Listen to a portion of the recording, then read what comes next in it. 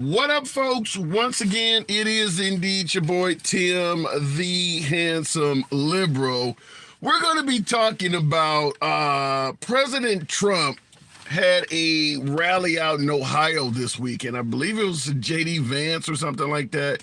We kind of talked about it on an unusual weekend live, but I wanted to talk about it a little bit more in detail today because more has come out that yours truly, we find it a bit interesting. So I wanted to come out and talk to the folks about this because make no mistake about it, some folks believe this subject has been discussed and rehashed over and over and over again, up to the point of suggesting that anybody that keeps talking about it has what is known as Trump derangement syndrome. Nevertheless, we're going to discuss it again because President Trump himself talked about this at a rally this weekend in Ohio. That is January 6th. Now, the rally started out with President Trump's loudspeaker asking folks to rise. I believe the words for, if I got the actual quote here, please, this is Trump coming out to begin the rally. Please rise for the horribly and unfair treated January 6th hostages. And then they began playing the national anthem that these individuals sang, talking about the individuals that are still currently incarcerated. I believe most of them are. So Trump performed the national anthem with these individuals. So we're going to ask the first question is this: why is it that it's okay for certain folks to do different things with the national anthem and not others? Remember the Super Bowl, the black national anthem, or Colin Kaepernick taking a knee during the song, being disrespectful to the entire anthem? I get it. But here is President Trump performing the anthem in a different cadence. It's not saying the same way with folks who are currently incarcerated. So start out by asking, how is what President Trump doing admirable, but let's say the black national anthem at a sporting event or Colin Kaepernick taking a knee disrespectful to the anthem? I do want to hear some of you folks elaborate on the differences. Maybe I need to be educated on this. That's fine. You know, I don't block, ban, or censor anyone. You don't have to agree with the host. It's all about your opinion. No one here gets to tell you you don't have the right to free speech. So that's how we run the program.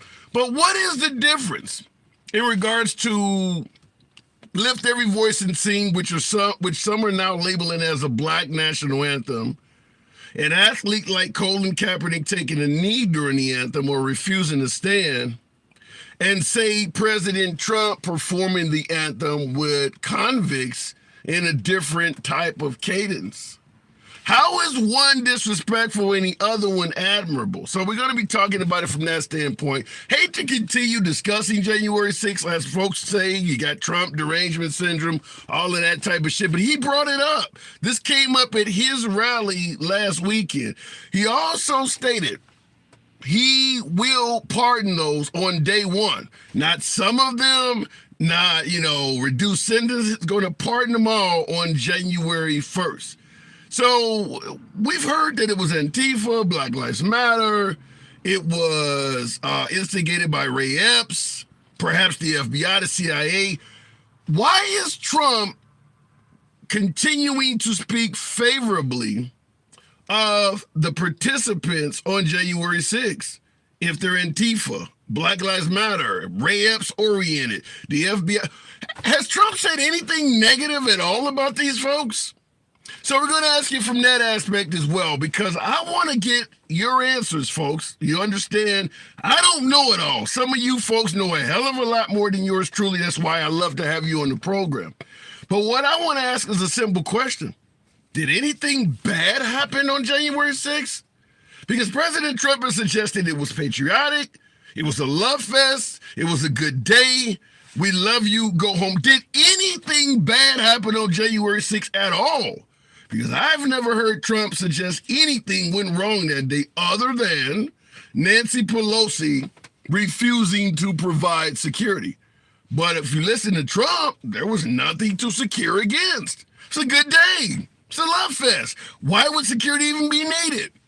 So I want to hear from the folks because I am going to admit I'm clueless as Alicia Silverstein. I don't know what the hell's going on. Something doesn't make sense to me, and I'm coming to you, hopefully, to clear it up. So we're going to go and do the program like we normally do. Hopefully it's an educational lesson for myself. Maybe this is a teaching moment for many of you. Tammy Green, thank you for the subscription. Tammy, thank you. Wow, saw that. Thank you. So the program is always will be MAGA friendly. So nobody gives a damn what your opinion is. You're entitled to it here. No one blocks, bans, or censors anybody. I understand that. We go left of Bernie Sanders to him having dinner with QAnon. The whole program is about free speech. Feel free to follow the program if you enjoy civilized dialogue from both sides of the aisle. Talking to my TikTok viewers and to my YouTubers, smash that like button. Certainly a subscription if this is the dialogue you prefer. Going straight to the box. What the hell happened on January 6th? Was it a good day? Was it a good day? Conservative Rich, good afternoon, conservative. How we doing, handsome? I don't know. I'm feeling like I'm losing what I thought was my education as the day goes on. Did anything bad happen on January 6th? Oh, of course. What happened that was wrong? What went wrong? No, I mean the damage to the Capitol, breaking windows, assaulting officers, right? A lot of that happened. Who did it? Who knows? You know, I mean, there was a mix of people there. There's definitely, I think there could have, the chance of, to say there couldn't have been agitators is unfair. I mean, I think agitators could have been there, sparking, you know, I think people were pissed off, rightfully. So why are you saying windows were broken and things like that? Trump hasn't said any crime was committed at all. It was a love fest. It was a good day. We love you. Go home. Why is your opinion so different from his? If you take the overwhelming amount of people that were there, we can fairly call it a mostly peaceful protest. Yeah, but if we're going by that theory, that the overwhelming majority of these folks were peaceful, you could say that the overwhelming majority of the immigrants in this country are peaceful. We're talking only about a few murders. We don't take the same mindset there. So why is it that we ignore immigrants? There's a difference between immigrants and illegal immigrants. The overwhelming majority of illegal immigrants. That's three different types of people. Well, illegals are here who evaded the border patrol. Okay. Migrants were mostly handpicked by institutions because they have an education and they're coming here to add to the community. And migrants are the people that are just coming here seeking asylum who don't really have any skill or value. Okay, and I appreciate your classification of all three, but in every single one of those groups you mentioned, the overwhelming majority of them are coming here peaceful. The illegals, the migrants, the asylum seekers, every group overwhelmingly here peaceful. So what's the difference? Listen, I agree. So why do we view? But I don't agree with flooding the market with cheap labor. Yeah, listen. About wages. Yeah, we're not argue about wages and flood the market with cheap labor at the same time. It's Yeah, you get no argument. You get no argument from me. But the point I'm making is, when we look at immigrants, we hold the negativity accountable as if all of the groups are. But when we're looking at January 6th, you're saying the overwhelming majority of them are peaceful, even though we know the same applies to immigrants. What I'm asking is, why is Trump looking at one group, the immigrants, where the overwhelming majority are peaceful, and making it sound like they're killers, and when it comes to January 6th, it's a love fest? Tell me what's the difference? Well, you know, there's two arguments to be made on both sides, right? There are some guys coming here that don't have America's interest at heart. I'm sure they can be found. There's a lot of people evading the points of entry, right? So we don't even know who they are. Okay, but let me interrupt you. Let me interrupt. Was there anyone on January 6th that didn't have America's interest at heart? Sure, of course. Why doesn't Trump talk about it? I don't know. I mean, I think on the right, you more talk about all the people who are, again, being prosecuted for just being there. Okay. Right? So I think there's a lot of unfair justice being hammered down on people who weren't necessarily breaking windows and assaulting officers. So, right? So I think we have to separate the two. I agree. So when it comes to Trump on January 6th, is he just focusing on the good and ignoring all of the things you mentioned in the beginning? I think he is, and I think we should clarify. We should do a better job of clarifying the difference between people who assaulted officers and did damage, and those who were there peacefully protesting. So how is a lot of people there who didn't go into the Capitol? Yeah, we you and I agree that the overwhelming majority of the folks there that day didn't commit a crime or go in the Capitol, but that doesn't explain why the president of the United States seems to ignore those that did. So what I'm asking is, if you're a Capitol police officer or someone in this country that favors justice, how are you supposed to take the fact that Trump is completely ignoring the criminals that day? No, you have a point there, Mr. Hampton. Yeah, I mean, and you know what? Maybe what we should say is that he's got to do a better job of clarifying. Because I mean, I think he has called out the bad actors. He has. I have heard him say things about the bad actors. Who are they? Let me ask you this question: did any bad actors get arrested?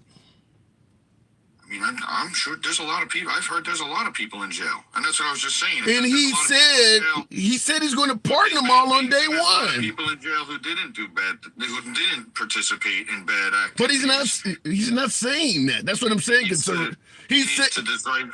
needs to draw a line and decipher the difference between the two. Right. Sure.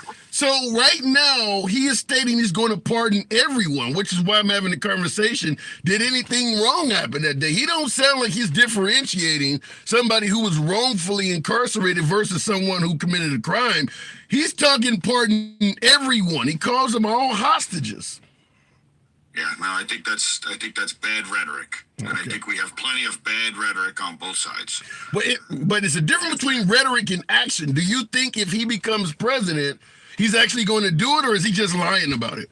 I hope that if he does become president, what he should do is pick and choose who he's giving pardons to. Yeah. I'm sure that some people could use a pardon, and I'm sure that some people deserve to be in jail. I agree with you, but fact is, I'm watching his rallies. Hell, I attended a couple of them. I haven't heard him make a differentiation at all, ever. And he's constantly talking about it. He has never said some of these folks are bad, some of them are good. He frames them all. In fact, the word he used this weekend in Ohio was unbelievable patriots. Yeah. Well, I mean, to paint all of the people patriots is not a fair assessment, in my opinion. Fair enough. So you do believe something bad happened there that day? Absolutely. I think we all agree that something bad happened that day. All right, fair enough. Well, like I said, I agree with you, but I'm watching President Trump over and over again simply not saying that at all. He speaks highly favorable of these folks in terms of, suggesting that Nancy Pelosi didn't provide security. I'm kind of wondering for what? If it was a great day, if it was a love fest, a bunch of unbelievable patriots, who cares that security wasn't there? It doesn't sound like it was needed. I would have told you that security was needed. All right, fair enough. I would have been able to see that, my man. I don't know what the deal was. You and I agree. You and I agree, but it sounds, based on his vision of it, maybe he thought what was going on was happening to his best interest. I got to move it on, no Patriot. Conservative. Appreciate it, man. Thank you. I'm looking at Trump's rhetoric while talking to you. All right, looking into the comment section. Congratulations to George Floyd for being sober for 3+ years, says Ryan. I'm assuming you got a lot of black friends. I'm assuming you are, you love diversity. Ryan in the comments is giving a congratulations to the late George Floyd for being sober for 3+ years. Yeah, sounds like a guy we would affiliate with in the hood. Sounds like a good guy. All right, going in the box. And Ryan says, I do have a lot of black friends. Okay, and I'm assuming they all agree with you, right? Where you buy that raspberry thermal from? I don't remember. don't remember where I got my shirt from. Looking in the comments, by the way, tap the screen. 900 plus of you in here. Get your boy up to 20,000 on the likes, if you will. Looking in the comments, what bad that happened? CIA granted civilians to do bad things, period. Well, let's go with that. Let's go with your statement that the CIA granted the participants on January 6th to do bad things. Then why is Trump trying to pardon them? Why isn't Trump stating that my CIA screwed up? I think these folks are wrongfully incarcerated and I'm going to let them out. Why isn't Trump blaming the FBI and the CIA? I mean, he's the president of the country at that time. Biden was just the president-elect. If the CIA and FBI screwed it up that bad, Trump is talking about this over and over again. I get folks all the time, you got Trump derangement syndrome. Why can't you get past January 6th? He said this Saturday. Trump himself on stage Saturday talking about January 6th. Is he the only one allowed to speak on the topic? Is it wrong for everyone else to talk about January 6th, but it's okay for Trump to do it? Let me know in the comments. Going back to the box, Chick Carcass, if I'm correct with the pronunciation of that name, we're asking, did anything wrong happen on January 6th? I don't get it. Good afternoon. Good afternoon. This is not related to the topic you're talking about. I'm just wondering if you would allow me to real quick. Okay. I have a dependency matter, and it came to my attention that there's certain things being done, and I was hoping that maybe I could get on your live and talk about what happened, because I can't really share names, but because everything's supposed to be private in dependency matter. But a lot of people say that they're against the like the DCFS and all. And I personally, I have a. Unfortunately, I'm not gonna. You can inbox me and we can talk about it there, but I can't. I mean, you're going in a completely different direction that I'm going to be honest. I don't know anything about it, so send me. Go to the inbox with it. I can't. I don't want you to interrupt the live show with that. Okay, look it in the comments. Bro's pleading his court case. I don't know what it was. I don't mind folks coming in. I don't censor free speech, but we do want to keep it somewhat on topic. He's talking about a dependency matter. We're kind of discussing January 6th right now in Trump. So it's a little bit different. He's innocent, handsome, says Jesus Pena. Who is innocent? Who is innocent? Common sense, modern nature. Our president is too old to run again. Have to be blind not to see. Well, go with Biden's cognitive abilities if you want to disqualify him. Don't go with Biden's age, because him and Trump could have went to the same high school together. If you think Biden's too old, then Trump is in the same category, because Trump, if he is reelected in November, will be Biden's age during some point in the White House. So bringing up Biden's age doesn't make Trump look better at all. They could have been in high school together.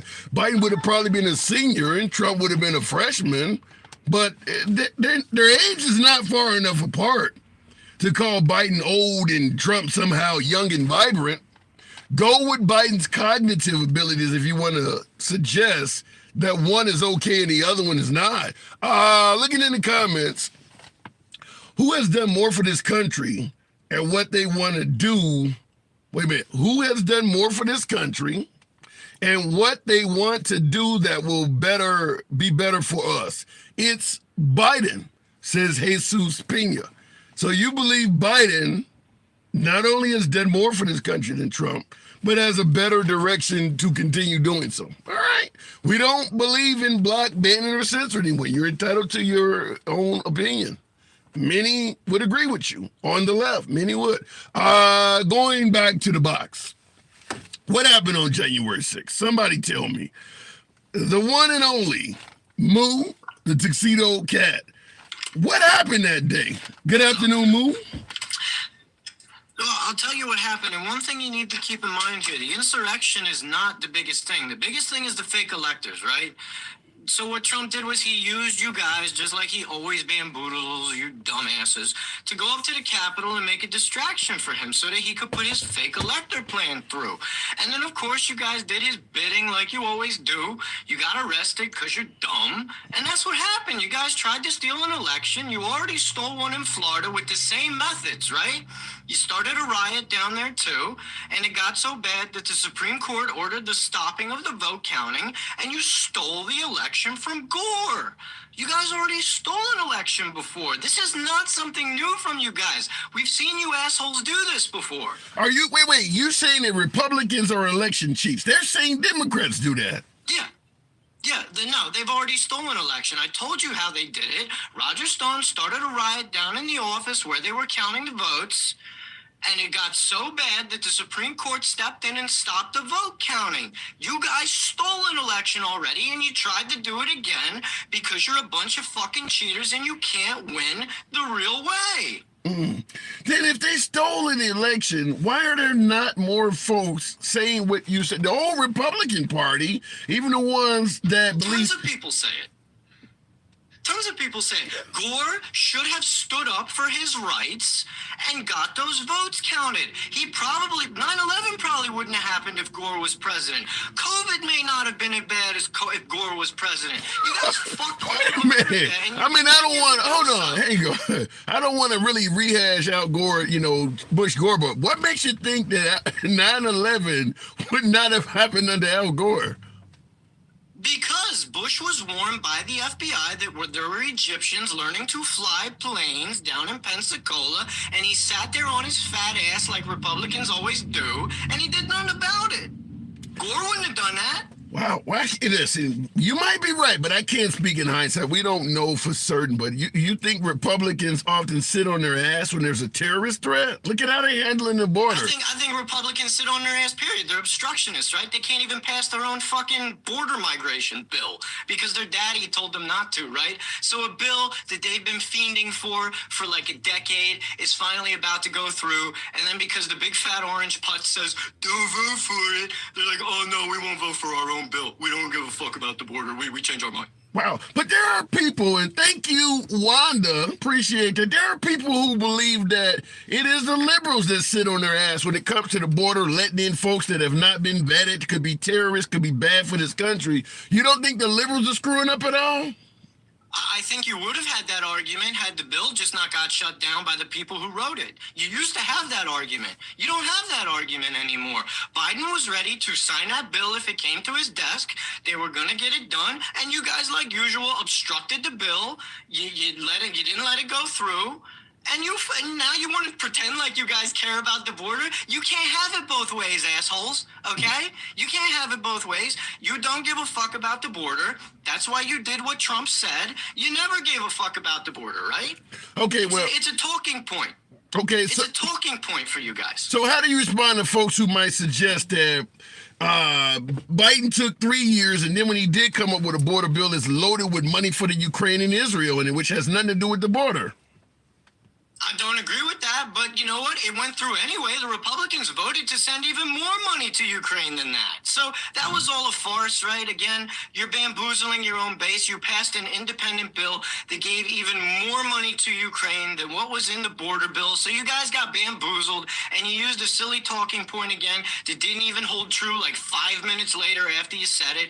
And then you want even more money to go to Israel. Your party actually wanted more money to go to Israel than the Democrats did. So you guys have nothing, man. You're a bunch of liars. You get bamboozled all the time. You get thrown in jail for your orange idiot. You guys are like the lamest, dumbest people on earth. Right. So what about folks who might suggest, you're talking about thrown in jail for your, the orange idiot and all that. Folks are suggesting that Biden don't even know where the hell he's at and can barely speak. How do you respond to that? You're voting for a guy that has no... I look at a guy up on stage saying things like, oh, bing, bing, bong, she, bing, bing, bing, bing, bong. The dude can't string two sentences together. He projects his cognitive decline onto Biden, which is what Trump always does. He projects all of his problems onto other people. He is a professional victim and a massive crybaby. Biden does have cognitive decline, there's no doubt. But when you look at Trump on stage, just because he speaks speaks loudly doesn't mean he's not. He speaks loudly and it makes no damn sense. The dude can barely string a sentence together, right? So that dude actually has dementia, right? He thought, what's her name? The girl that he essayed, the girl that he raped. You was talking his about ex-wife. allegedly, That's dementia right there. allegedly E. Jean Carroll. Yeah. So he thinks the woman that he raped, who isn't his type, by the way, was his ex-wife. That's how stupid and demented he is. So looking at these two men, you suggest that it is Trump that has a further reduction in cognitive abilities than Biden? Yeah. Yeah, every time he steps on stage, he stutters. He stutters worse than Biden at this point. He goes, he forgets things in the middle of when he's talking. He mistakes people, dead people, for live people. He tries to change directions of hurricanes with a marker. He tells you to drink bleach. I mean, this guy's like the dumbest moron on earth, right? So then I have to ask, if it is Trump that has a greater reduction in cognitive abilities, why do the voters see otherwise? And I'm talking Democrats too. Even Democrats seem to believe that Biden Go ahead. Yeah, one of these things that's hold true is if you tell people something enough, right, then it becomes true whether it is or isn't. If you keep drilling a point into people and drilling, eventually people start to believe it until something breaks that cycle, right?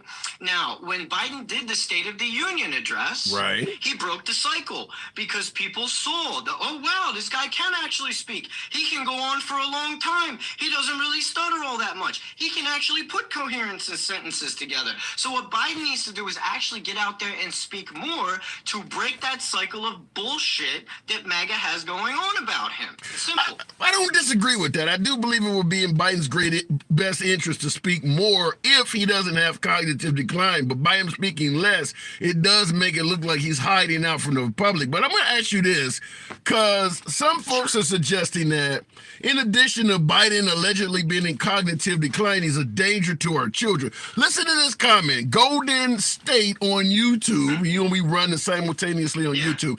Trump don't hate trans men reading to kids in the White Trump doesn't have transgendered men reading to kids in the White House, touring the world with COVID and LGBT flags and things like that. He's suggesting that Trump, or better yet, Biden has kids in, folks in the White House that are transgender reading to kids and it's harmful to children.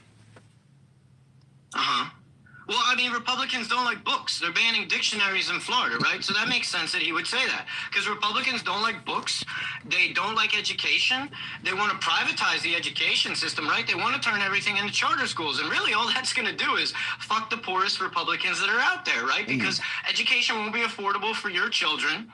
And only rich people will get it. So it makes sense, everything he says, because they don't like education and they don't like books. So, yeah, I get it. You think, all of these Republicans that show up complaining about CRT and LGBT issues, you think Republicans don't care about education? They're always at the meetings. Yeah. No, I think Republicans want children to be educated in the manner that they see fit, right? Full of whiteness and full of patriarchy, and anything that is opposed to their position, they consider to be not real education, right? CRT is American history, right, guys? No matter how much you want to deny it, this country was built by slaves, and black people were slaves, and no matter how you try to get rid of it, you can't eliminate the past. And the reason you guys feel bad when people talk about it is because you're a bunch of racists. I'm white. When people talk about black history, I don't get mad. I don't feel bad about myself because I'm not the one who did it. What you should do is learn from the past, be a better person, and take your racist ass and stop feeling so bad every time people show that white people have a fucked up history. Damn. All right, Moo.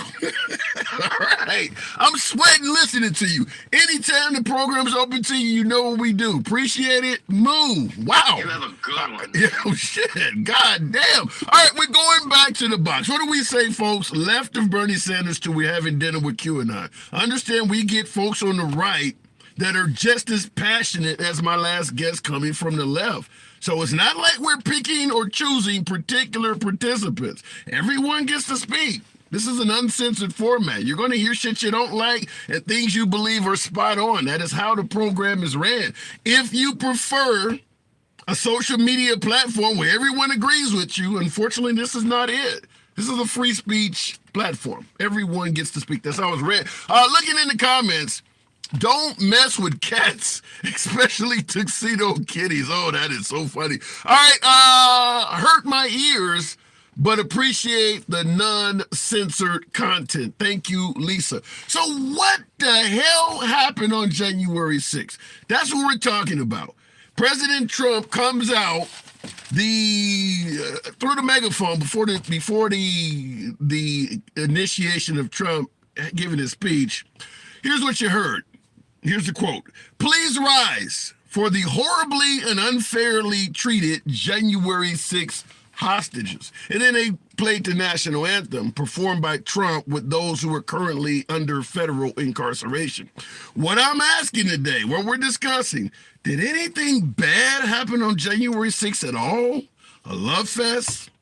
We love you, go home. President Trump has stated it was a good day. Did anything go wrong there at all? Has Trump said anything at all other than Nancy Pelosi not providing the National Guard? Has he suggested that anything bad happened there at all that day? I want to hear from you folks. Looking in the comments, one side of the Capitol, the other is allowed in. But that doesn't explain if anything bad happened. I get the fact that folks were being let in. I've seen the video. There's no denying some folks are being let in, which I stated also means some Capitol Police should be held accountable for that, because you're letting folks in while your damn radio is going off with people calling for backup on the other side. You surely can't explain giving a tour while your radio is yelling, we need backup. So anyone that let folks in should at the very least have to explain why they did that. What happened on January 6th was 1/100th of the chaos that happened during BLM riots of 2020 or pro-Hamas protests. All right, we can certainly entertain that comment, but that doesn't explain what we're talking about. Did anything bad happen on January 6th?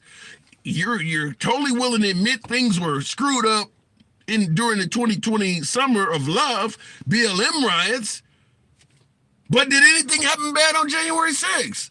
Going back to the box real quick, for my YouTube viewers, I appreciate you folks that are smashing that like button. Apparently you got to hold down the like button for a couple seconds for it to register, but it does help out the algorithm, brings in more MAGA. Program always will remain MAGA friendly. So certainly helps out the algorithm, helps out the For You page. Smash that like button on YouTube. For my TikTok viewers, tap the screen. We got 1,000+ of you in here. Get your boy on up to around 40,000. We'll keep it going. Going back to the box. Did anything bad happen on January 6th at all? Attacking the ignorance. Good afternoon. Welcome to the program. Thanks, handsome. How you doing today? Doing real good. Good to have you back on. So, did I miss what I thought I saw on television? I thought I saw crimes and chaos. Was January 6th just a good day that I misjudged? It was a love fest. Yeah. Everybody was hugging and kissing and humping somebody's leg. Yeah. Fair enough. So, I mean, is it something that we hope happens again? I mean, it was a good day. 2015, if I lose the election, it's only because it's rigged. 2019, if I lose the election, it's because it's rigged and stolen. Right now, if I'm not elected, it's going to be a bloodbath. Do these comments seem familiar?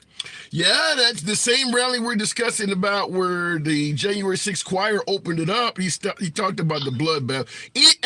Evan, thank you for the subscription. Certainly didn't go unnoticed. Appreciate that. So you do believe January 6th features some bad actors? Well, let's put it this way. If Donald Trump would have manned up, said that he lost the election, shook Joe Biden's hand, did a proper transition, there wouldn't have been the rally at the Ellipse. There wouldn't have been the attack on the Capitol. There wouldn't have been 140 cops beat up. There wouldn't have been 7 people losing their lives.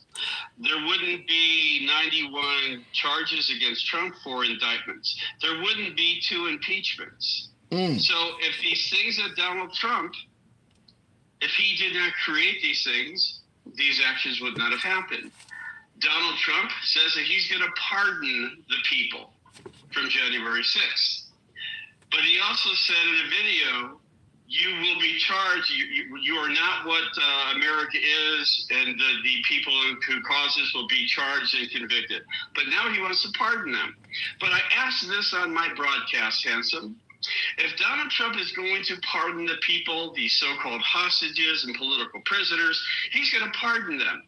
I want to know, can Donald Trump bring back Ashley Babbitt to life?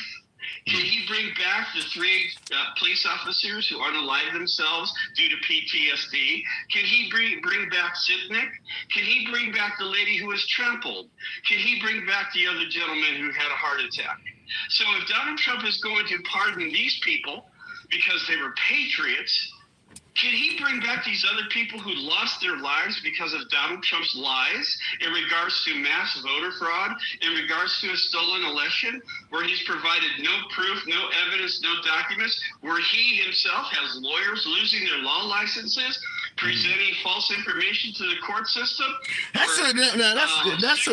That's a strong, substantial amount of conviction you're coming with there. So, I mean, he could easily be our next president. Based on what you're saying, do you think he should be disqualified from being president altogether? Because this sounds pretty convicting.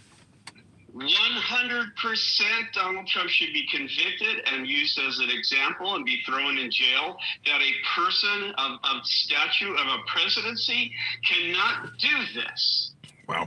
Now, in regards to if being executed like a treasonous person should under other circumstances, he should be the law should be put forth to him at the utmost extent of what we have represented in the past. Wait. You're telling me for the melee that took place on January 6th, you believe Trump should qualify for capital punishment? Donald Trump caused the unaliving of 7 people, the beating of 140 cops. Donald Trump has never called one of those cops families.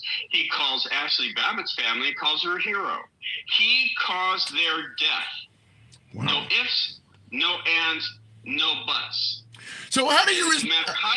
How do you respond to folks who would suggest, listen, he said go peacefully, and they did that on their own? They're full-grown adults responsible for their own behavior. Well, I have that speech broke down paragraph to paragraph. He made 32 positive comments, and he made 132 negative paragraph comments attacking Mike Pence, Bill Barr, the Democrats, the media, the election, and calling people rhinos and saying that it was stolen. He said you have to fight like hell. He said peacefully 3 times for less than the conversation of 3 minutes out of an hour and 10-minute speech. Wow. Now, Billy Wop in the comments, Billy Wop 43 said something I want to have you tackle it before we move on. But Billy Wop said MAGA can't see that, which is, in other words, Trump supporters cannot see what you're saying. So what I want to, Trump got 74 million votes, and his poll numbers are continuing to rise. If what you're saying is true and has validity, why is he doing so well in the polls, even compared to Biden, looking like he could easily win again? Why is he doing so well? Because Donald Trump is crying like a crybaby does when they're held accountable for what they've done. He is crying to the people that support him. He says, I'm putting myself in front of them so they don't get to you. He's using their emotions. He's using the lies. Just like at the speech just recently where he said Mexico took 30% of the auto industry to Mexico, that was a lie. I verified it and put it on my post.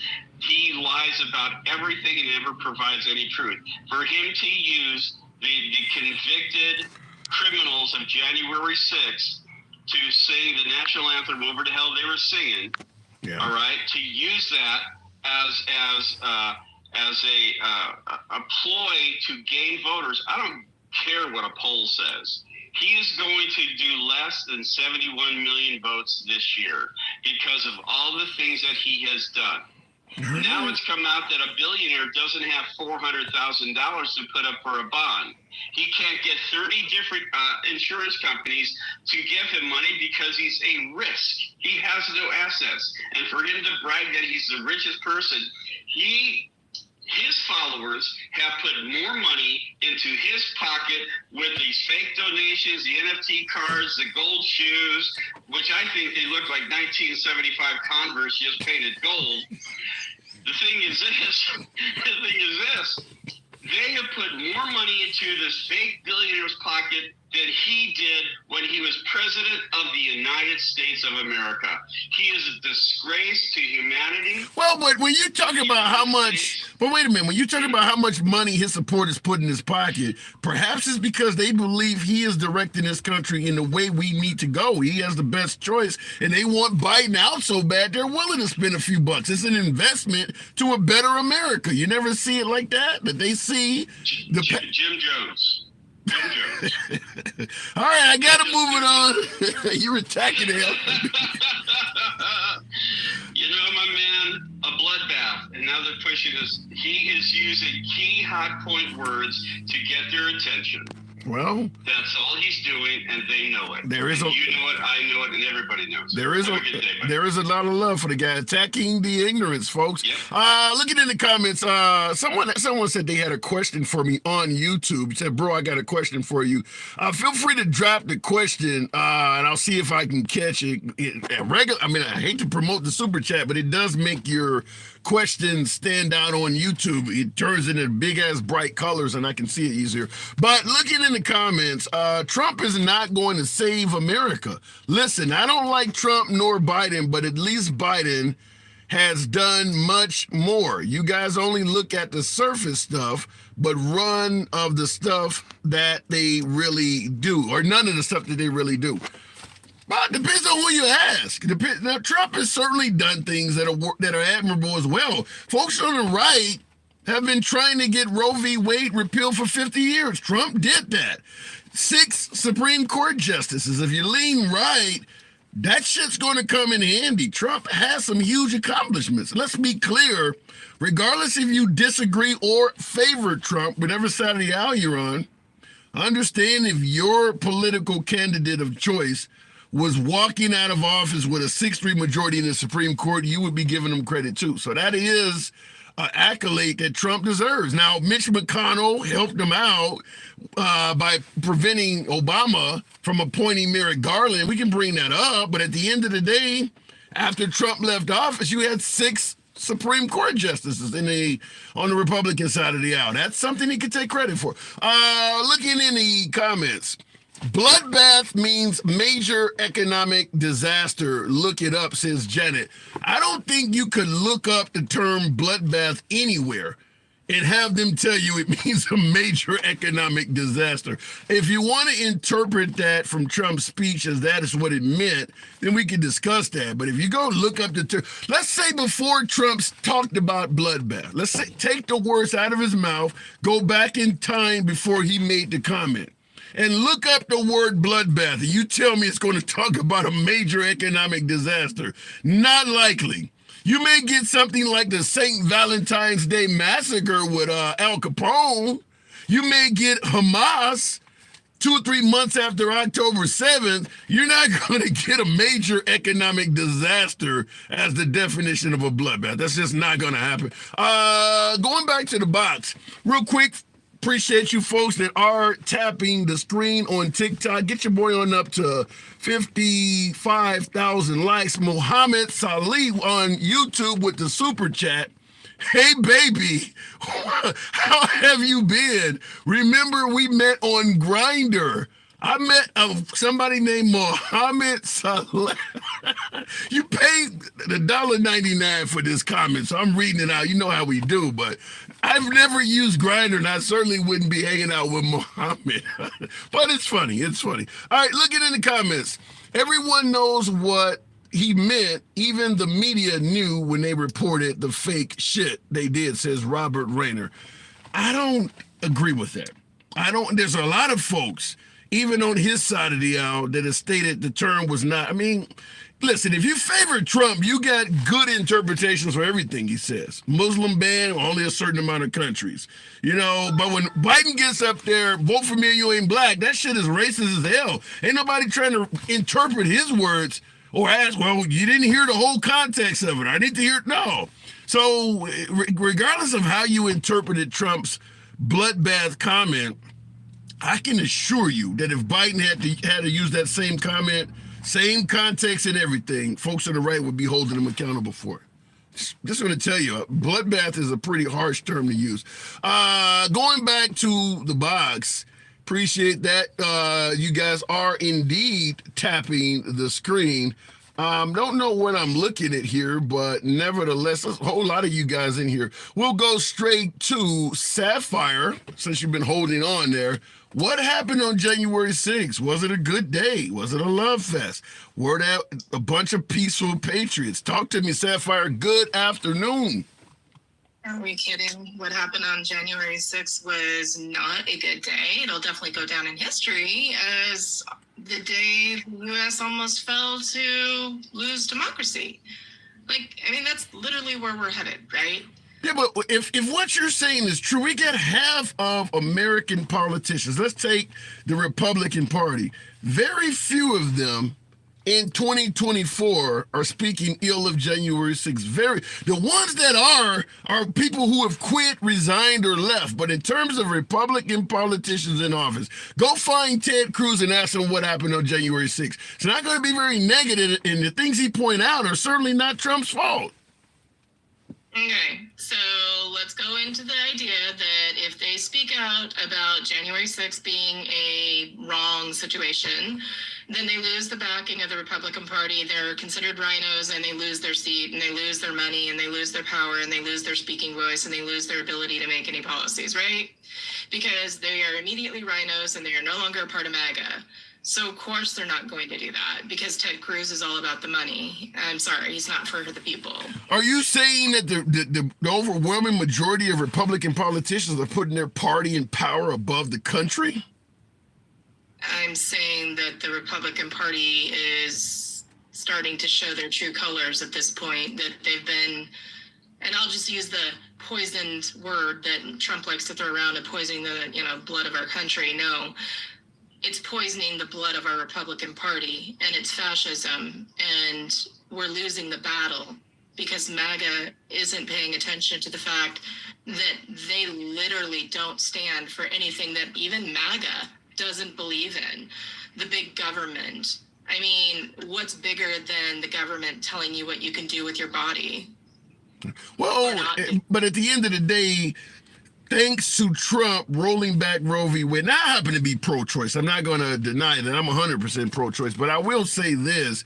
Thanks to Trump rolling back Roe v. Wade, you got to admit hundreds of thousands of babies are now going to be born that would have otherwise lost their lives. Is that not an accomplishment? Right, but what does the Republican Party do for any of those babies after they're born? You're asking too much. You're asking for too much. You're right. I agree with that. They don't care about them after they're born. They don't put forth formula policies. They don't put forth education policies that mean anything to actually educate the young. They want more people, yes, because these patriarchs at the top are afraid of dying without some workforce taking care of them. This is ridiculousness. I mean, what we really are up against is actually Christo-fascism nationalism. That's basically what's happening right now. So how do you respond to folks This who is the one that actually is pulling these strings, and that's the whole point. Trump is not the one doing this. who It's is? actually Christian nationalism. It's called the Seven Mountain Mandate. And they are the ones pulling the strings, and the Heritage Foundation, and Project 2025, and Agenda 47. And Reagan was a litmus test. Reagan was basically, let's try to pull this and see if we can make it happen then. MAGA, Make America Great Again. Sound familiar? Yeah. Well, the first time it was around was 1930s Germany, Make Germany Great Again. some mustache man also said the same things that Trump's saying, and he takes, right out of that book. Sorry, he does. 100%. So, but how do you respond to folks that point out under Trump we had a better economy? There wasn't all these global conflicts going on. Folks keep talking about Obama's economy. It takes 2 to 3 years for economies to start showing results down at this level for anybody to see anything at our level. We had an Obama economy. He was handed a perfect economy, a perfect situation, and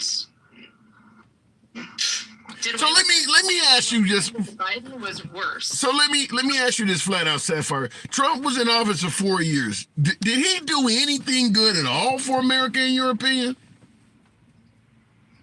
No, Nothing. no. So He let people die. so are you sure you're judging him fairly, or are you just a never Trump or just a Trump hater? Nothing, not one good thing. Trump isn't a man that can actually run a country. I'm sorry. He's not even a businessman. He's a negotiator, and he does that well, I guess. He's always negotiated, lower prices for his corporations and his businesses that he's getting involved in, but he's not actually a businessman. I mean, from what I understood, it was more like he negotiated a lower interest rate to be able to pay stuff back, and basically, buys buildings and strips them down to nothing. And this is not a businessman. This man doesn't know how to run a business, let alone a country. So then how was he so insanely wealthy before becoming president if he doesn't know how to run anything? Daddy. Every penny. He didn't make any money on his own. Daddy started his business, Trump, whatever branding. Daddy gave him the money to start everything, and Trump blew it all away. He was actually bankrupt, 2 or 3 times in the past? That's a great businessman. He's made his monies, by, off the backs of others. He hires people to build all these, corporations that he organized. No, he doesn't, but whatever. He hires these people, and then he just blows off their contracts. And when they say, oh, you owe me this money, he says, so sue me.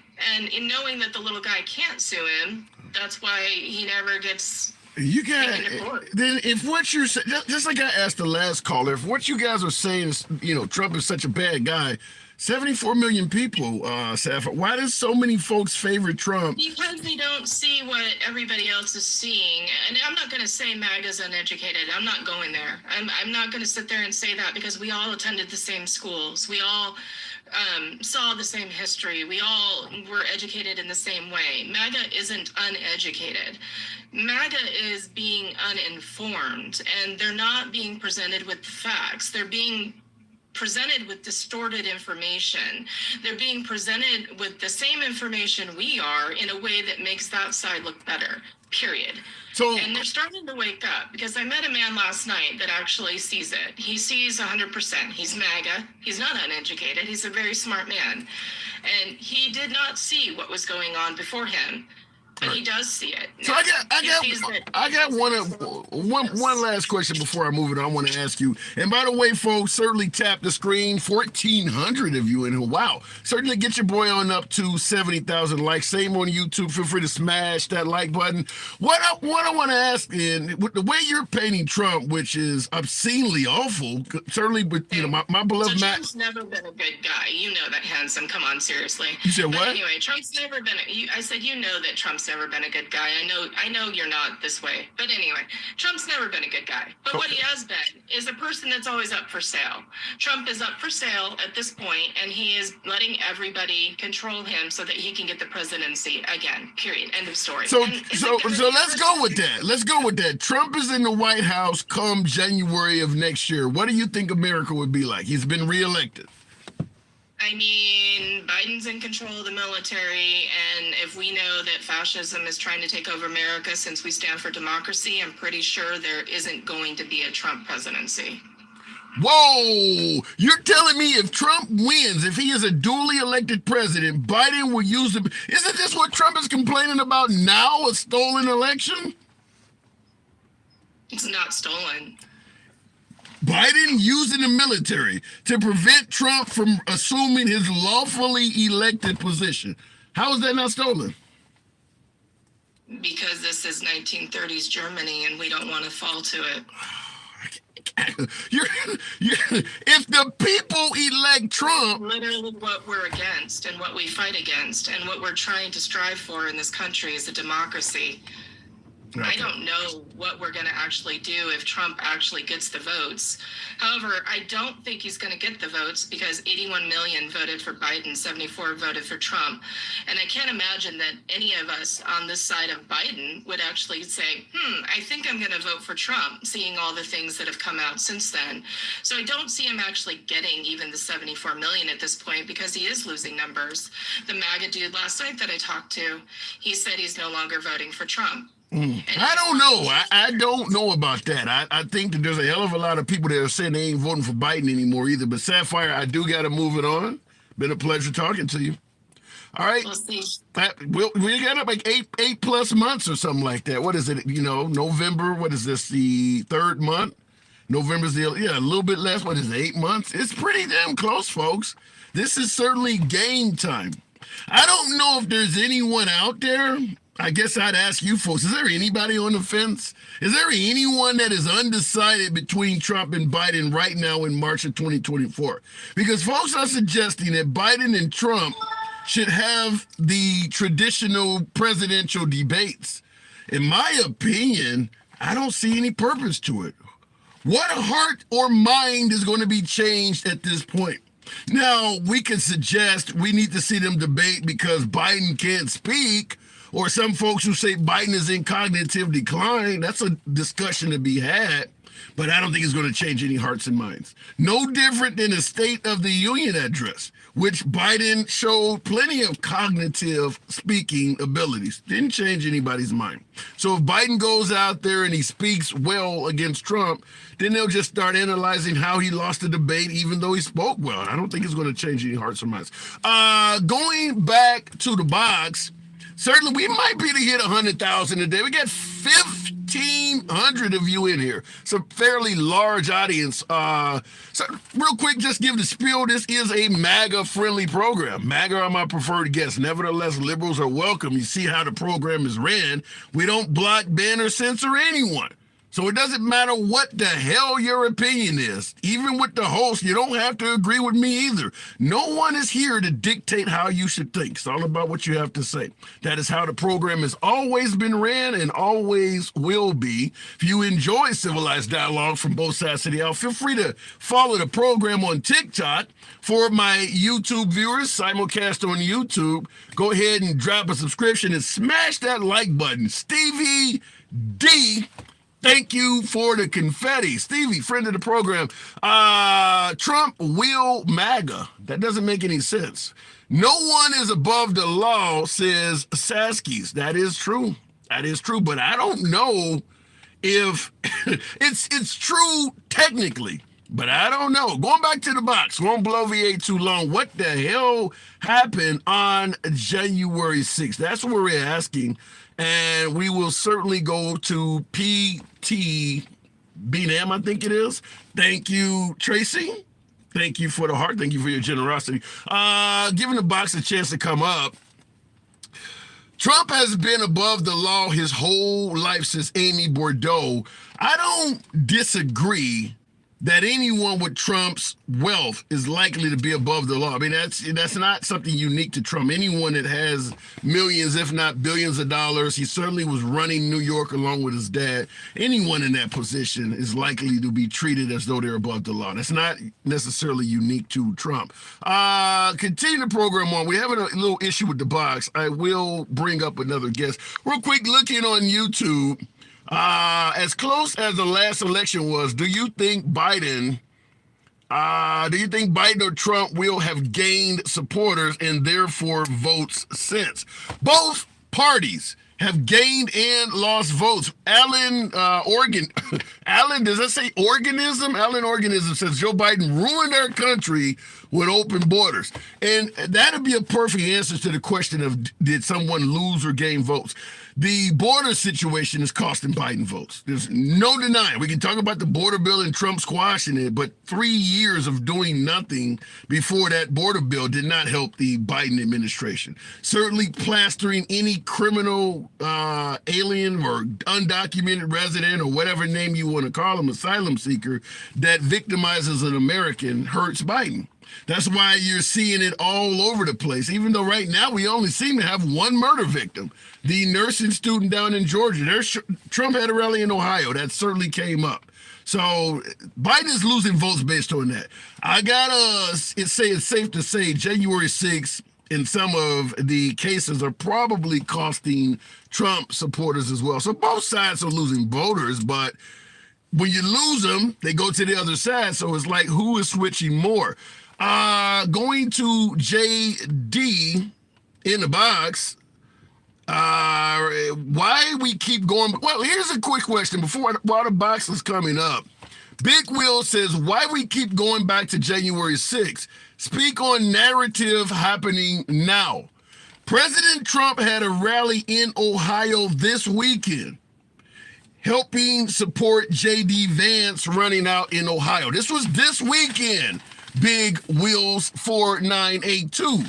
The rally started out with President Trump, his over the bullhorn, and I don't lost the damn quote, but it basically said something to the effect of, please rise for the poorly treated or unfairly treated January 6 hostages. So the rally began with Trump playing the anthem that he has with what is referred to as the January 6th choir, and then he went into a speech about how unfairly they've been treated. That happened this weekend.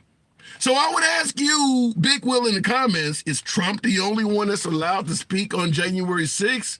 And for the rest of us, because it's 3 years ago, we should shut the hell up? Because he's still talking about it everywhere. Please feel free to elaborate in the comments. Thank you for your participation. Moving the program on. It was an insurrection, says Eugene Fisher. Some say that. Some say it was a peaceful protest. Trump called it a good day. Chris B. Good afternoon. Welcome to the program. I'm having a hell of a time with the box. So I am trying to bring up guests, but it is certainly problematic. Bear with me. I'm still in the box, correct? JD, I thought you were, but I don't understand what's going on. So I'm trying to, TikTok does this. Okay, now I went on and switch services. So we went from T-Mobile to Verizon, and I don't know if that really helped out at all, but we're trying to make it happen. If one thinks it was an insurrection, they are an entitled U.S. citizen. James Hansen, how does believing what happened on January 6th, suggesting it's an insurrection, how does that make you entitled? Entitled to what? Entitlement usually means you want or expect something. Explain. How does that make you an entitled citizen? I don't quite understand that. We're trying to make this happen, but the box is very problematic. Thank you folks for tapping the screen, though. You certainly get close to 100,000, 1,300 of you in there. It's kind of fluctuating. Maybe it's because of the box, and certainly on TikTok, you folks that are smashing that like button. You fools advancing Trump as a viable candidate is like saying men dressed as women are the only choice in a room full of real women. Wow. He's actually comparing MAGA Republicans choosing Trump as the best option to a straight man choosing a transgendered woman as the best option in a room full of real women. Wow, that's bad. That is really bad. That was on YouTube. Mike, yikes. Okay, moving. Wow, I've never heard none that harsh. That ain't very democratic. No, it ain't, but it's descriptive as hell. Trying to still get the box going, and it's just not working no matter what the hell we try. Let's try to Keisha. I think that may go through. I don't know why we're not able to bring up guests. That's ridiculous, said somebody.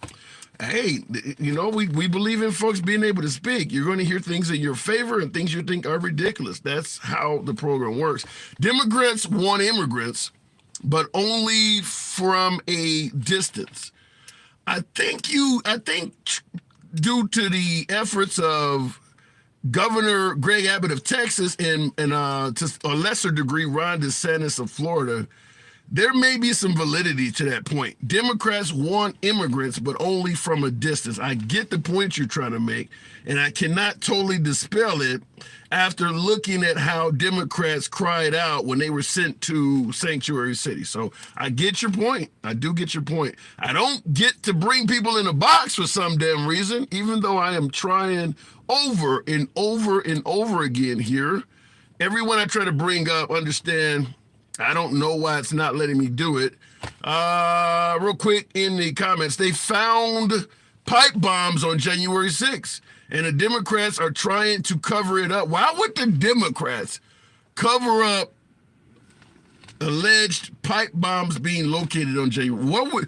The Democrats are the ones who want to point out that something was awful there that day. Why would the Democrats cover that up? Real quick, folks, in the comments, while we're continuing to try to bring people up to the box and we're having a bit of a difficulty with it, understand the topic we're asking is what the hell happened on January 6th? Reason we're asking that is because Trump is saying it was a love fest. It was a good day. He called them incredibly patriotic. I lost my damn notes from today, but I actually had the actual quote, but he essentially said they were patriots, the ones that have been arrested. He announced that he will pardon folks that are incarcerated on day one. Now, we talked about the fact that last week or so, one of the January 6th participants was a off-duty Tennessee sheriff's deputy that showed up there that day, still wearing his sheriff's uniform. I got the actual video on my profile here on TikTok, but he still was wearing his Tennessee sheriff's deputy's bulletproof vest, and it says sheriff right on it, and then he had a 3%ers pin on the other side.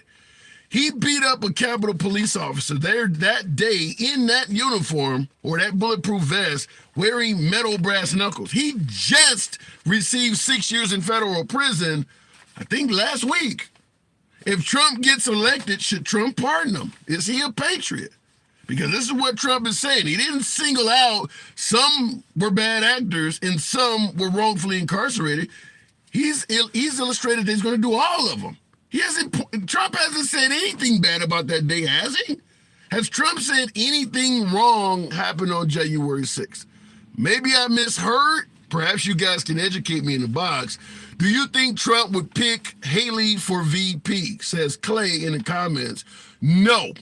Trump said at a recent rally, not the one in Ohio, but he talked about that and stated that I can't pick her for VP if I'm going around calling her bird brain. And the audience laughed. I mean, this was still when she was in the race, but he stated that, how does it look if I go around telling everybody she's a bird brain and then I announce that she's my VP? That was his own word. So no, I don't think, at this point, she has not endorsed Trump. We know Mike Pence came out and said he can't endorse Trump. I don't think Nikki Haley will be favorable to MAGA. And I remember Trump stated that anybody who donated money to her campaign was not wanted by MAGA anyway. So it would look really weird if he wouldn't picked her as VP at this point. I don't think that is likely at all. His VP has to be his VP has to be a polar opposite or he's fucked. Mike Lau, I don't think so, because I think the draw is Trump. I don't think folks care about his VP. Will likely be someone like Mike Pence, a guy who stays in the shadows. Trump does not really work well with folks who are creating their own lane. He wants somebody who's going to kind of follow back on his coattails and do as assigned. I don't think Trump would work well with someone that is creating their own lane because they may bump heads. I think Trump would get rid of you. So I don't think he's going to accept a polar opposite is what you're talking about. I don't think that would work out at all. Why do you have a aircraft on your chain? Because I love to fly. Glow Up with Pepper says they want South Dakota governor. She is the shit. We love her around here. She's also a hottie. I can't think of her name, but I could see that.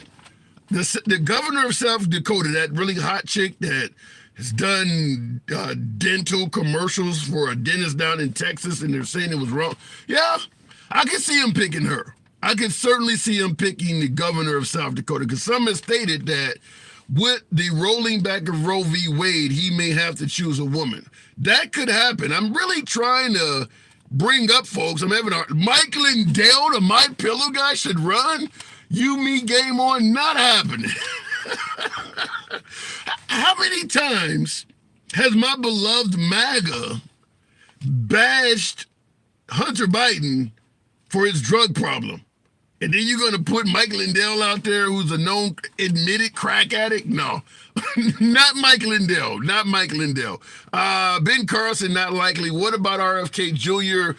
The problem with RFK Jr. is that he's not talking anything that people are really concerned with.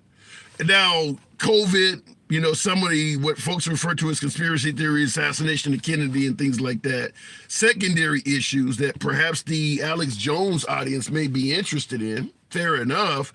But in terms of what the hot button issues are that most voters are concerned with, it's going to be the economy, the border, abortion, Second Amendment. He ain't talking about none of that stuff.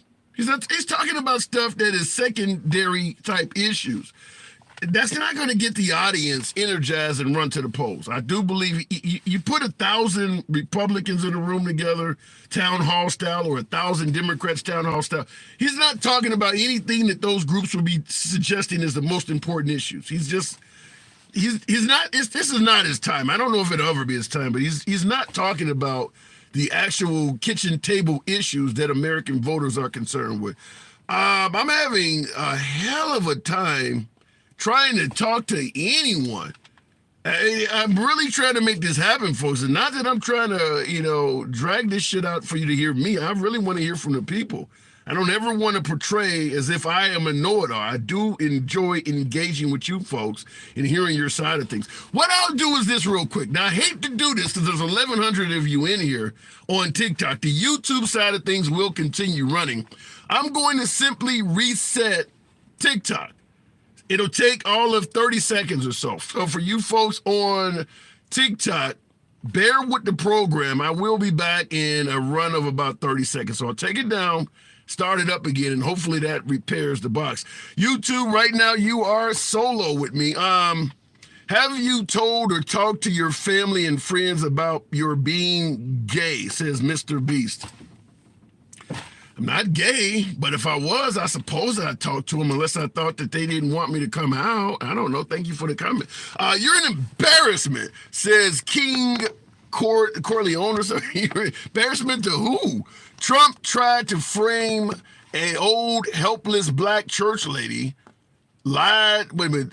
Trump tried to frame an old helpless black lady, church lady. Hey, you've been scrolling for There's a while. TikTok coming back up. Okay, lied on, what is this saying here?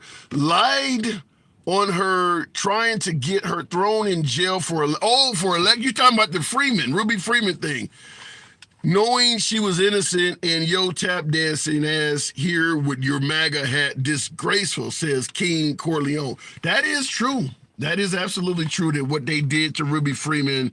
Now, she got a ton of money and a judgment from Rudolph Giuliani. Some say she may never get it, but that is true. They did lie on Ruby Freeman. I think that is beyond question at this point, suggesting that she was passing around USB drives like crackers. I mean, just said some really awful shit about her. And Trump also did echo that. So even though Rudolph Giuliani is the only one that got punished for it civilly, Trump was saying that stuff too.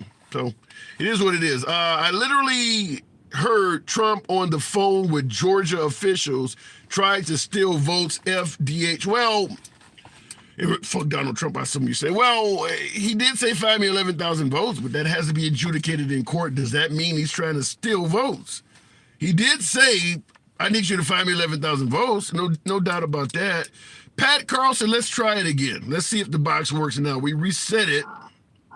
There we go. Pat, good afternoon. How you doing there, I can hear you, but you're really low. Here, give me 1 second, but I do want to say. I can't hear you. Get your volume up. 1 second. Oh. All right. 1 second.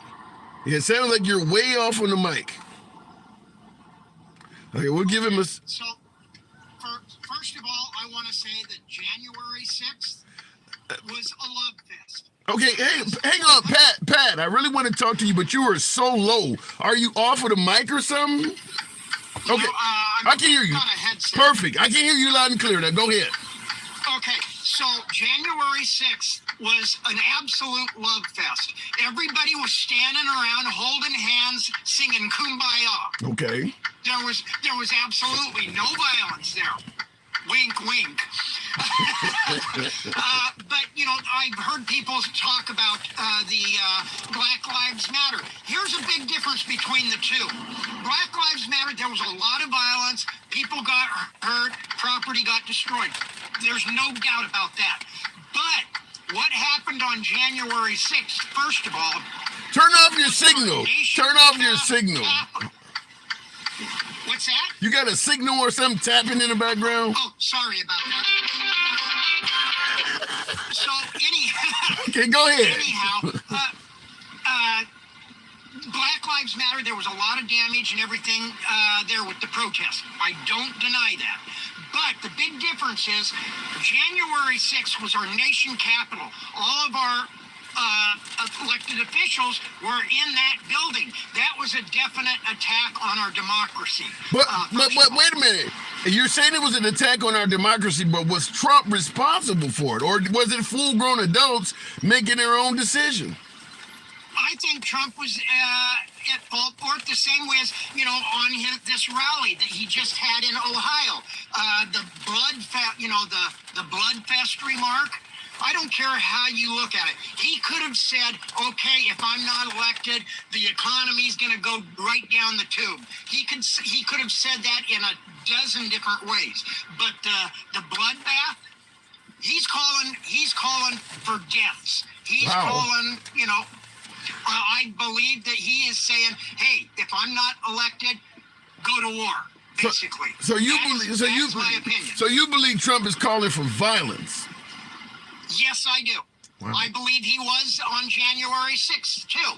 You know, by saying that Pence didn't have the courage or the guts to do, as he put it, the right thing. You know, also, you know, one of the things that the MAGA's got to be concerned about, too, regardless whether Trump is elected or not, they have got a big problem because Trump has gotten his family in charge of the NRC, or is it NRC? The Republican National Convention, the RNC. But he's got them in charge of that, and his daughter-in-law has said every cent of that money is going to Trump to get him elected. What about all these other Republican officials that are needing that money to try to get elected? But listen. Are gonna lose. Listen, here's the issue. Here's the issue. Folks on the right, my beloved MAGA, believes that Trump has the best vision for America. Everyone else on the Republican Party, it's kind of like the cast of Law and Order. They're all replaceable. It's Trump who has the best vision. If the money doesn't go to these other folks, he can get other people. They believe he's like you know, the lead singer. You can replace band members. That's how folks see Trump. Yeah, but you see, you got to look at it like this too. All right, so you've got your Republicans and your Democrats all fighting for those same positions, and if those Republicans don't have that money to help get them over the top, those Democrats are going to take their positions that they have, and Trump ain't going to have the control. Yeah. They're going to lose control over both houses. Yeah. You know, both House and Senate. And, you know, let's face it, the Republicans don't want that, you know. So they've got a problem there, too. And, you know, they're saying, well, the economy was so much better under Trump. Well, Trump got the economy from Obama. All right. The pandemic was right towards the end of Trump's reign of terror, which meant that when that pandemic happened, all these people lost their jobs. All these people were out of work. What happened when that happened? The economy rock bottom.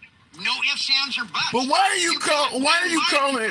you calling it Trump's reign of terror? There's 74 million people that favor how he ran the country. Why are you saying it's a reign of terror? Because basically everything that this is strictly my opinion, but Trump lied about everything from day one. From day one, everything out of his mouth has been a lie. Even before he got in office, from the aspects of, he said one of his campaign things was, "You're not going to see me on the golf course. I won't have time to be on the golf course." Like Obama, he spent more time in 4 years and more money in 4 years on the golf course than Obama did in 8 years. Yeah, but folks believe he did. And I understand that things can take place, on the golf course and everything like that. I understand that. But the fact that he lied about that, the fact that I will turn over my tax records. He didn't. Yeah. But let me ask you this, because let me ask you this, because you mentioned the bloodbath comment and suggested that Trump is calling for violence. Joseph Kuhn, friend of the program on YouTube, Super Chat, thank you, says, the first president not to start any wars in 79 years, referring to Trump, is calling for violence? The first guy we've had in 79 years not to start any wars. You think that guy is calling for violence? What say you? Yes, I do. I honestly do, because I honestly believe that Trump wants to be a dictator. He is in bed with every dictator in this world. He is in bed. Every dictator is a good person. And let's go with talk about his speech. All right. He said he was going to pardon all of those January 6th people, right? Yeah. They did the national anthem. Right. Trump, he saluted as if he was in the military. He didn't put his hand over his heart. He saluted like he was in the military. Wow. He was never in the military. He actually avoided the military, did everything he could to avoid the military, but yet he saluted like he was in the military. Wow. All right, Pat, I got to move it on. I watched that, and I didn't even take, he did salute. I do remember that now you mentioned it. Wow, I didn't even think to mention it.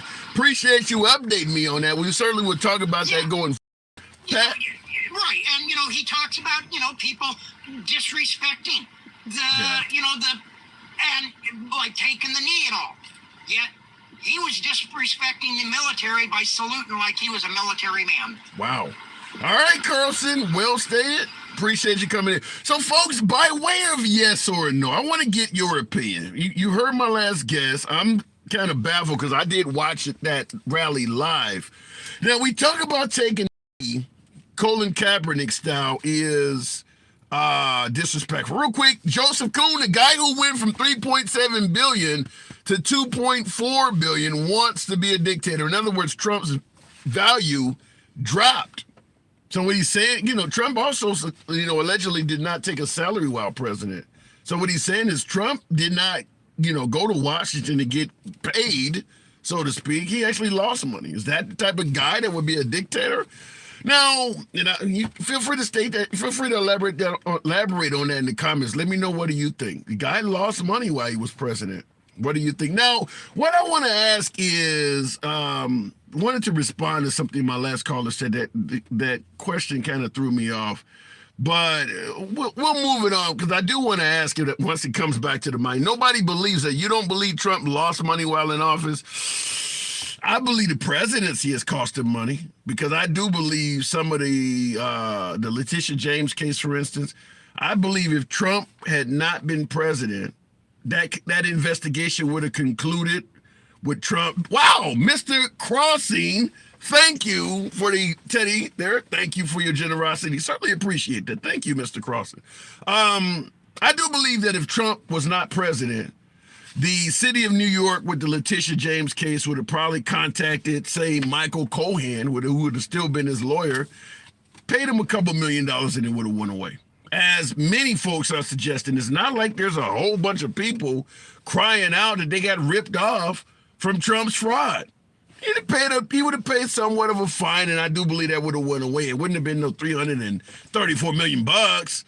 Probably a few million at best, and it would have went away. I do believe that because he ran for president, and then certainly his antics in court, the way you go to any court on any damn thing, speeding ticket or murder, you're mistreating the judge, it's not going to go well. And his antics in court were awful. So I do believe that part. But yeah, I think that if he had behaved, so to speak, in court like you or I are expected to, it would have been a little bit better. I think by saluting, that's what we're going to ask. I think by saluting is out of respect. By way of yes or no, we talk about Colin Kaepernick, and I'll go back to the box after this, but I want to see you folks in the comments respond to this.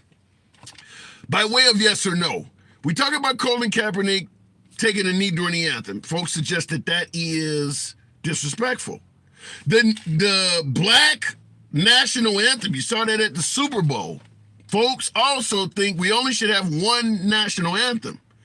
Now, come this rally Trump had Saturday in Ohio in favor of J.D. Vance, started out by saying, please stand for the I don't have the quote in front of me anymore. I lost my notes, but he started out by saying, please rise for the unfairly treated January 6th, I can't think of the name, but the folks that are incarcerated on January 6th. And then they played the anthem that Trump made with them, which has a completely different cadence. As my last caller suggested, he saluted instead of putting his hand over his heart, which is a totally different procedure. Colin Kaepernick, Black National Anthem, all disrespectful. Yes or no? Did the way Trump behaved with the national anthem change the cadence, singing it with folks that are incarcerated? Is that disrespectful? Yes or no? I'd be curious to see how you folks view it. Because we know how Colin Kaepernick was viewed, taking a knee. He's singing a song that they created in their own cadence with convicts, not putting his hand over his heart, but saluting. Is that disrespectful to the anthem?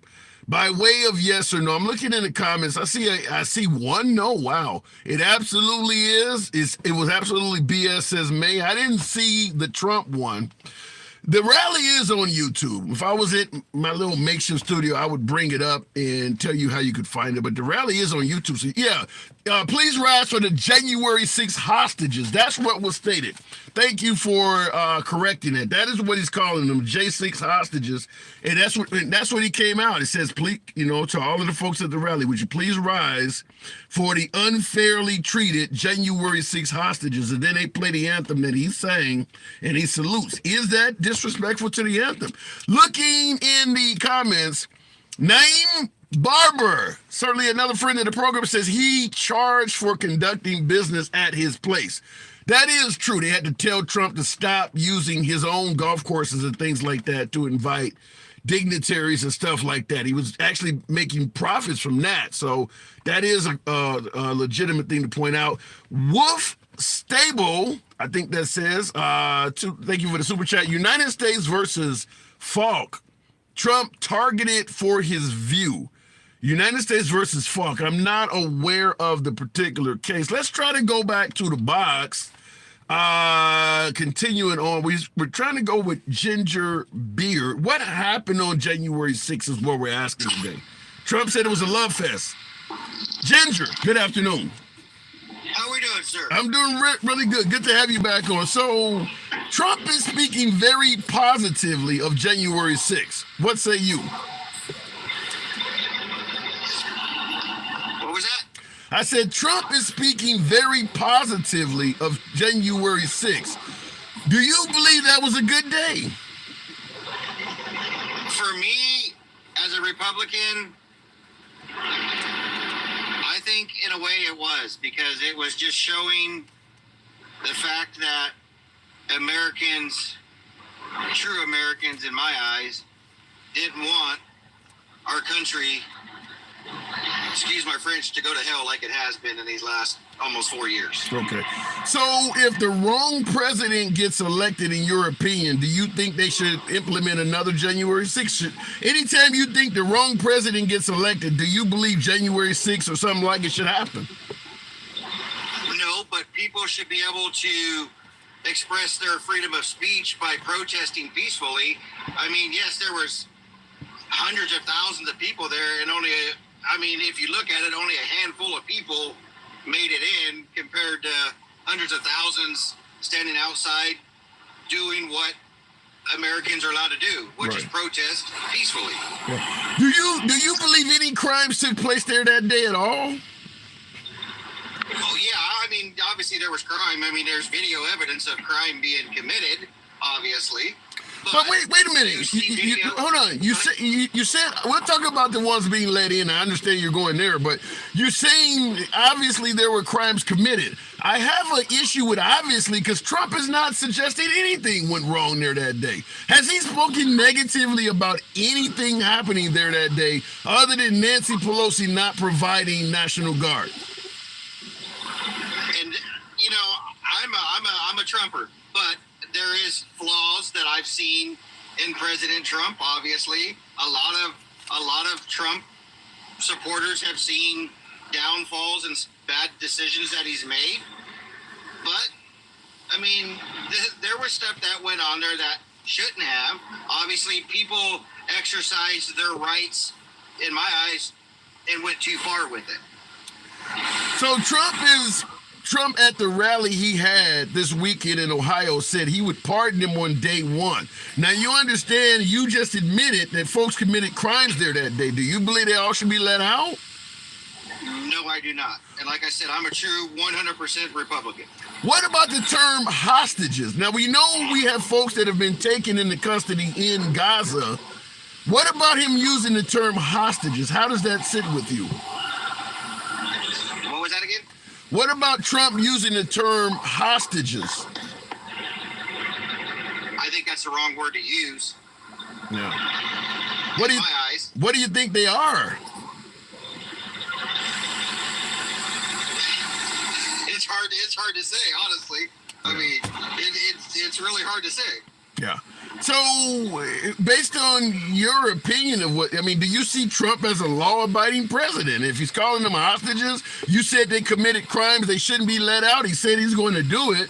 Is he not a law-abiding president?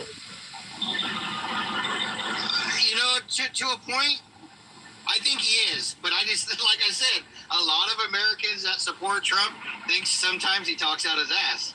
And that's just my way of looking at it. I mean, there's a lot of downfalls that I didn't agree with when it came to certain things that Trump did in his presidency. But I look at, I'm not one of the ones. This is going in a different direction. I'm not two paying jobs right now just to survive. Yeah. There was a lot less people having two jobs under President Trump than what there's almost 9 million people in the United States right now that have two paying jobs because they cannot afford to live anywhere. It doesn't matter if you're in California, which is the highest state out there, or in Arizona. I live in a rural town of Arizona where, I mean, you can get a 3-bedroom apartment for $900 a month, and that's like 1,800 square feet. So let me ask you this. And by the way, Big Rooster, yeah, thank you for the add mustache. My super chat will discuss with that in a minute, Gen Xer. So, are you willing to, Ginger, as long as you can get a good economy, you're willing to overlook pardoning what you say are criminals and all of that? Just as long as you can have more money in your pocket, you're willing to overlook all of this? In my eyes, the people that did stuff need to you do the crime, you pay in the time, you pay with time in jail, prison, whatever you are. He's letting them out. He said he's going to let them out on day one. They're not going to do the time. Well, but like I said, that's President Trump. One aspect of me saying that Donald Trump's talking out of his ass. So, do you think he's talking out of his ass, or do you think he actually will do it? When he said he's going to pardon him on day one, is that him talking out of his ass? He can't say if he's going to or not because he's got the power to pardon anybody. No, he said if he's reelected on day one, he's going to pardon him. Is he lying, or is he actually going to do it? I would say more than likely that's probably going to be something that he feels like he's entitled to do, so he's more than likely going to do it. Okay, so he's not He's the talking. president. So he's not talking out of his ass. He's actually going to do it, in your opinion. Well, I'm saying that he's talking out his ass because I don't think he should. Okay. But what I'm saying is he's president. He can do what no other American wants him to do. I mean, he can still do that. All right. That is true. That is true. All right, I got to move it on, Ginger. You got a kind of an echo in the background, but I do appreciate you holding. Thank you for coming on as always. Hey, thank you for what you do, sir. Absolutely a pleasure. All right, looking in the comments, that's horrible thinking, says Dita Ramsey. I'd be curious, are you talking about what I was stating or my last caller? Real quick, in regards to the super chat, I wanted to speak on a couple of them came in. Joseph Kuhn says, President Trump went to military school. True. That is, are you suggesting because he saluted the, by the way, you're talking about you're singing the anthem with January 6 hostages, you're saluting instead of putting your hand on your heart. I don't know where bringing up he went to military school does. If you go to military school, is that what they normally do in military school? They salute during the anthem as opposed to putting your hand over your heart? I don't know where what is the relevance of that. And Gen Xer, fuck around and find out. They are political prisoners and hostages. So you believe the individuals that are incarcerated for their actions on January 6th are political prisoners and hostages. They didn't do anything wrong. They just got into the wrong politics. No crimes were committed. They are a political prisoner and a hostage. Wow. Wow. All right, going back to the box, and I see Peter Pan says, yes, you're lost. You're lost hope that. I don't quite get that. It's called Junior ROTC, which is in high school. Okay, Commander-in-Chief. Is this dude for or against Trump? I am for free speech. Tap the screen. We had to start the live over, so 900 of you in here. We had about 13 to 1,500, so we did have to start it over. But appreciate many of you that came along for the ride, and we will go right back to the program. Takesha Bowie. Good afternoon, Takesha, if it lets you come in. Good afternoon, Takesha. Welcome back. Hey, Ansel, how are you? I'm doing great. Good to hear you. Now, January 6th. Trump has suggested these folks are political, well, Gen X said political prisoners, but Trump is saying the same thing. They're essentially hostages. He started his rally, please rise for the unfairly treated January 6 hostages. And he saluted the anthem and sang, he has a song out with them. Do you see that as disrespectful at all to the anthem? Remember Colin Kaepernick, the Black National Anthem? Trump has his own version. Is that disrespectful in your opinion at all? Yeah. Because he's an idiot. Now, let me say this. He needs to stop lying, talking about he gonna pardon those people if he get back in office. No, he's not handsome, because he could have done that before he left office. The only thing Trump is trying to do is get the family of those people and the friends of those people to support him by lying and saying he gonna let them out day one. He's not gonna do that, because after he get in, guess what? He wouldn't have a reason to. He doesn't need them. Well, but no, I want you to hear this. This is from Joseph Kuhn on YouTube. No war now, because he's going to talk about those folks on January 6th, but he's also pointing out a couple more accolades of Trump I want you to tackle here. Now, he's saying, if my fucking YouTube will go here, he's saying no wars, less nonviolent offenders in prison. What kind of person would not vote for that, Takesha? He says the FBI is the ones who set up Withers kidnappers. Those are hostages. He's saying that the FBI orchestrated all of that crap. They are actual hostages. Folks believe that. So those people pled guilty because they wanted to be political prisoners? Bro, they pleaded guilty. Yeah, the argument is going to be they pled guilty because they were going to get railroaded by the FBI if they didn't and get a much longer sentence. Let Let me play Jake Brigance for a minute in a Time to Kill. Okay. We at the Capitol. We at the Capitol. All right. Do I have to close my eyes? Black Lives Matter has stormed the Capitol. We selling fish. We got chicken going. We barbecuing with the music. But we done ran up in the Capitol. The police are telling us to get out. We jumping through windows. We beating the police, handsome. We running all through the Capitol. We all on the floor. You know, we doing everything. She had a call. Give it a second. You there, Chiquisha? Handsome. Yeah. You got it? I'm back. Yeah, go ahead. Handsome. Hold on. Let me get the echo out. Okay, I know where she's going there. She's doing the remnants of Time to Kill, Close Your Eyes, and Mention Their Blood. All right, go ahead. She's doing the remnants of You got a bad echo. Am I back? Can you hear me? Back now? Yeah, I hear you. I can hear you. Can you hear me? Yeah, go ahead. You hear me good? Yeah. Okay, now, we've done all this. How many people gonna say we political prisoners? How many people gonna say with the FBI? How many people gonna make a song and call us patriots?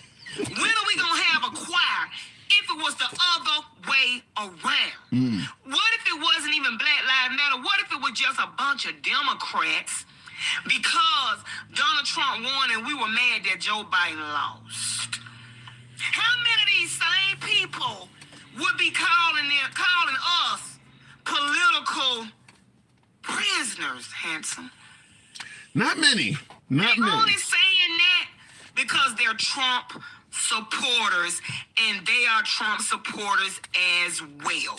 If the roles were reversed, there would be no question that these people would be saying, lock them up because they're not patriots. But Joseph Kuhn, certainly a friend on YouTube, said if BLM stormed the Capitol, it would be left in ashes.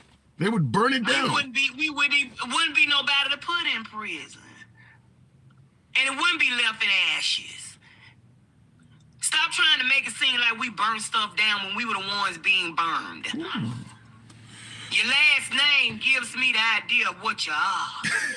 Joseph. Now, But listen, handsome. go ahead.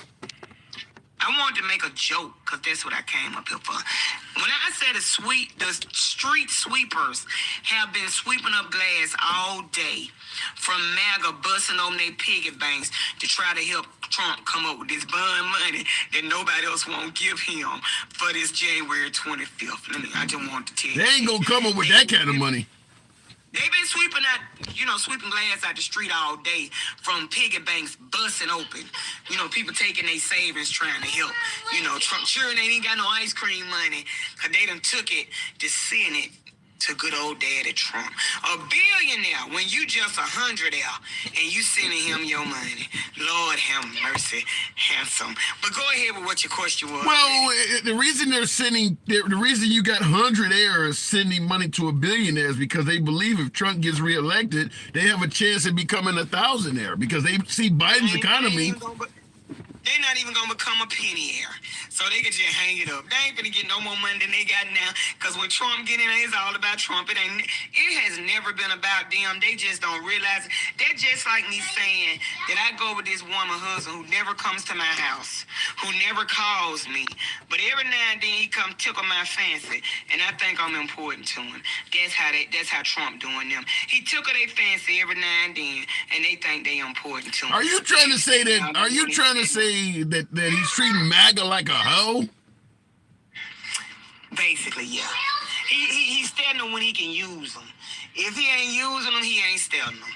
Wow. He not. Wow. If he could manipulate them, he wouldn't even have a group called MAGA. But when they started showing him he can get anything out of them that he wanted, then that's when he fell in love with them. Okay. Fake love. You know? Okay, you do spark a lot of controversy. You got a response from Joseph on YouTube. I want to read it to you directly. Here we go. Okay, what did BLM accomplish? Mansions for leaders and nothing for the black communities. Also, my name is legit Joseph Jeremiah Coon. So he said you're criticizing the January 6th protesters. What the hell did Black Lives Matter do other than set fires all over the damn place? That's his interpretation. What say you? See how I mean when I say lack of understanding? Did I say BLM did anything good, handsome, or did I just use them as an opposite to the January the 6th people, since they keep saying that it was Black Lives Matter and FBI and all that really did, and it wasn't them? This had nothing to do with what Black Lives Matter has done. I don't even support Black Lives Matter. Find a friend. What I'm basically saying is a bunch of black people went in the Capitol and did what they did. You all would not have this same conversation and empathy for the black people, and you wouldn't be saying that they were political prisoners. That was my whole entire point of view. Yeah, nothing to do with what Black Lives Matter did, because I don't even support Black Lives Matter, so let it go. All right. And I will, before I'm moving on, I will say I agree with you wholeheartedly that if Black Lives Matter did anywhere near what happened on January 6th, yeah, I don't think the empathy would be coming from the other side. They would be saying what they... Yeah. And handsome, we wouldn't have to worry about going to jail, because get what we'll be on a line. All right. Yeah. Takesha, thank you for coming through as always. Be Well careful spoken. out there in that road, because you know that glass breaking from them piggy banks. Make sure you walk over that glass, baby. All right. Thank you for coming through. Okay, sweetie. Absolutely. That is Takesha Bowie. Always a pleasure.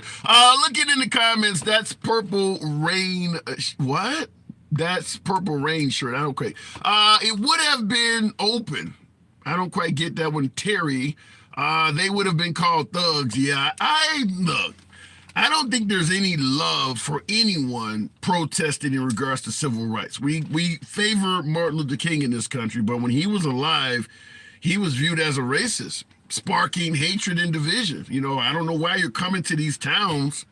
These colored folks are doing well before you got here. So, yeah, if you're protesting civil rights, there's no way to escape the hatred. I don't think there's any civil rights leader that has been viewed favorably while they were alive. I mean, right now, who do we have? Sharpton, Jackson, Ben Crump, some of the NBA players like LeBron James.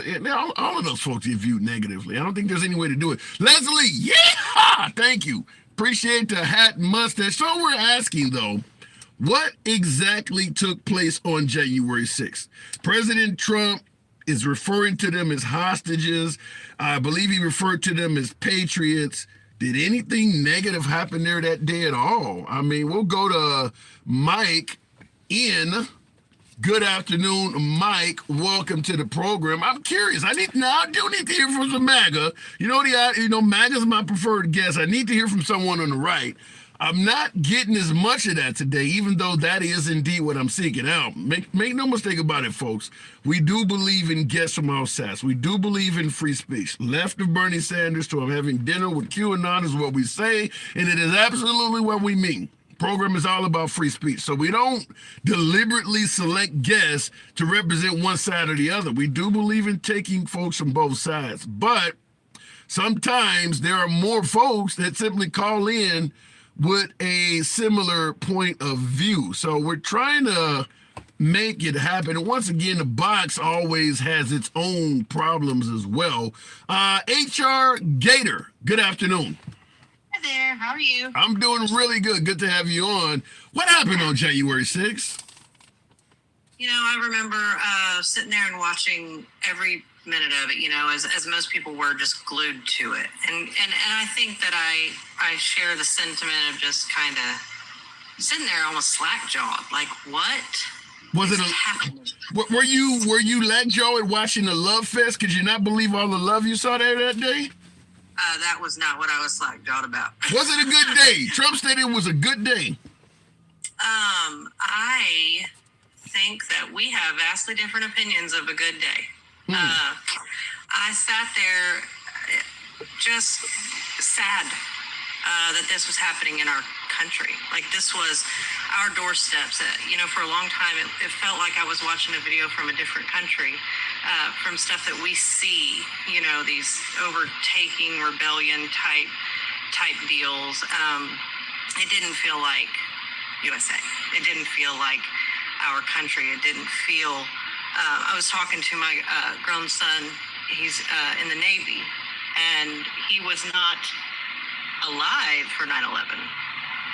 They didn't experience that moment after that, where everybody, that's a different time when flags were sold out for a whole different reason. Wow. You couldn't get a flag. You could not get a flag.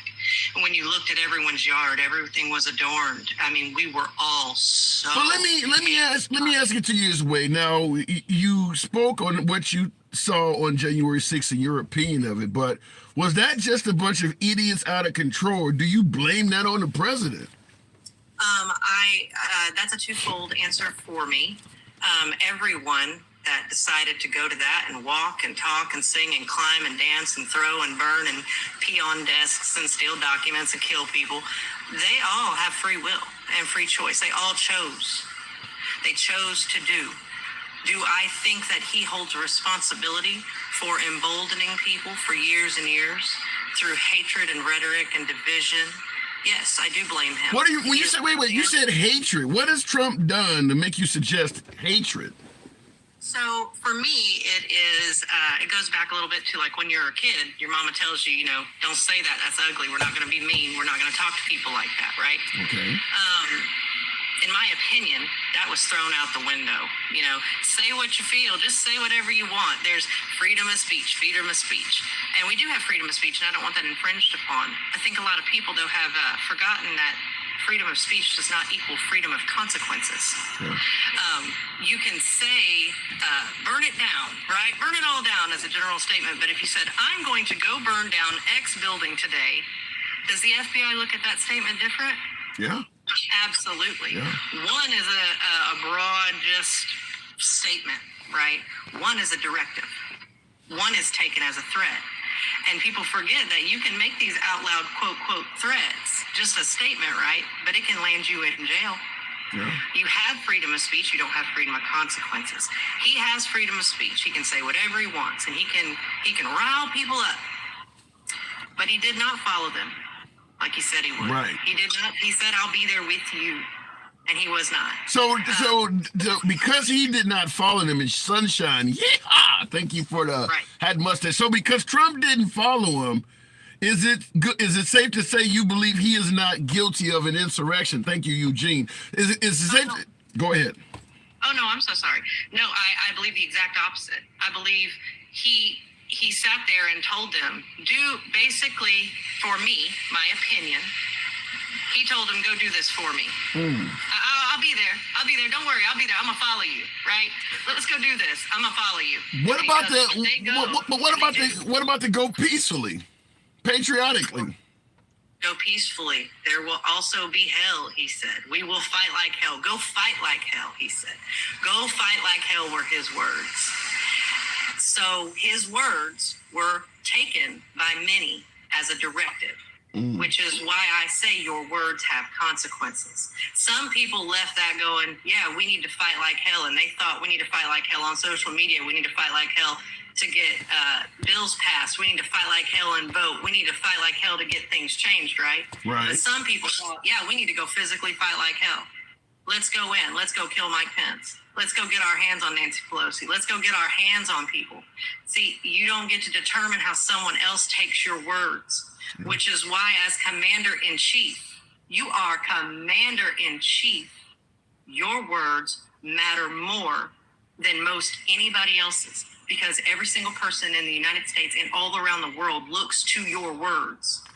And I got folks on YouTube suggesting, it looks like Outlaw Josie Wells says Nancy Pelosi turned down his request for the National Guard before January 6th. How do you respond to folks that say maybe this wouldn't have happened if Nancy Pelosi, who was allegedly supposed to provide the security, it followed through? They're blaming it on Nancy Pelosi. So now I saw the January 6th hearings. They seem to disagree that Nancy Pelosi had the job at all. But what say you?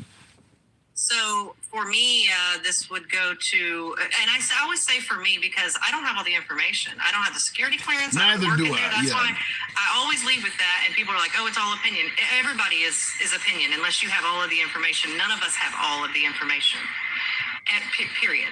So, how many times do you see things go on where people were quote warned about something that's going to happen, right? But they don't. They think it's not that big of a deal. We're not. Of course, that wouldn't happen. They go on assumptions. So, say it was her responsibility to call and she didn't. What led to her decision not to? Did she really not think that was going to happen?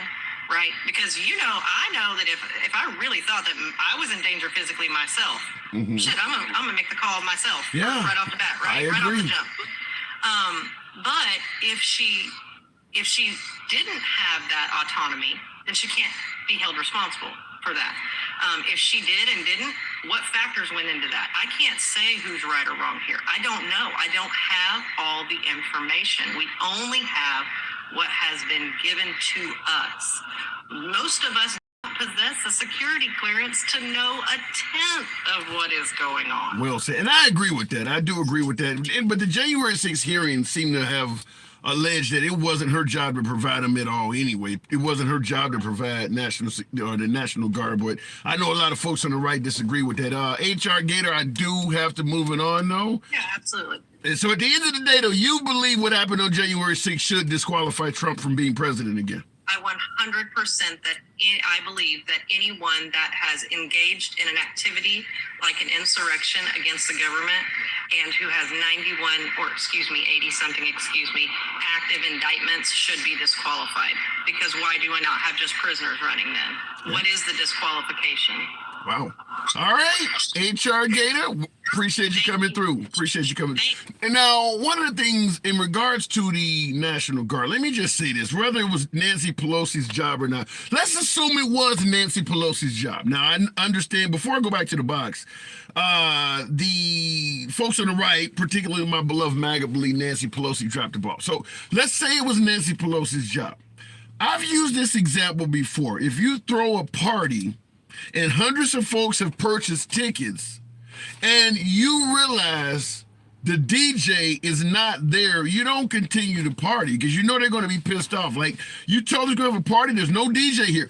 The minute you show up and no DJ, you cancel the party, get these folks their money back and reschedule it. If Trump showed up on January 6th expecting the DJ to be there, the National Guard, and they're not there, you cancel the gathering. You know what's going to happen. You're going to have a whole bunch of angry party goers if the DJ is not there.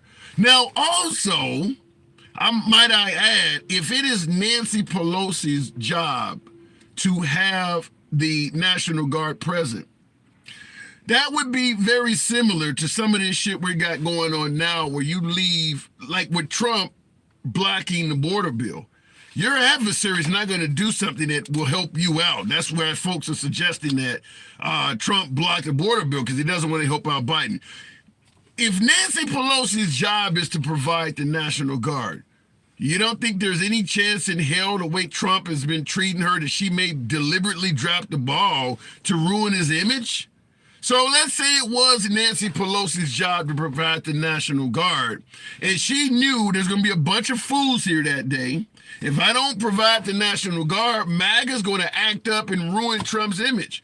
At the very least, even if you believe Nancy Pelosi dropped the ball, why wouldn't you at least ask Trump, why wouldn't you verify that your own adversary provided security for your event?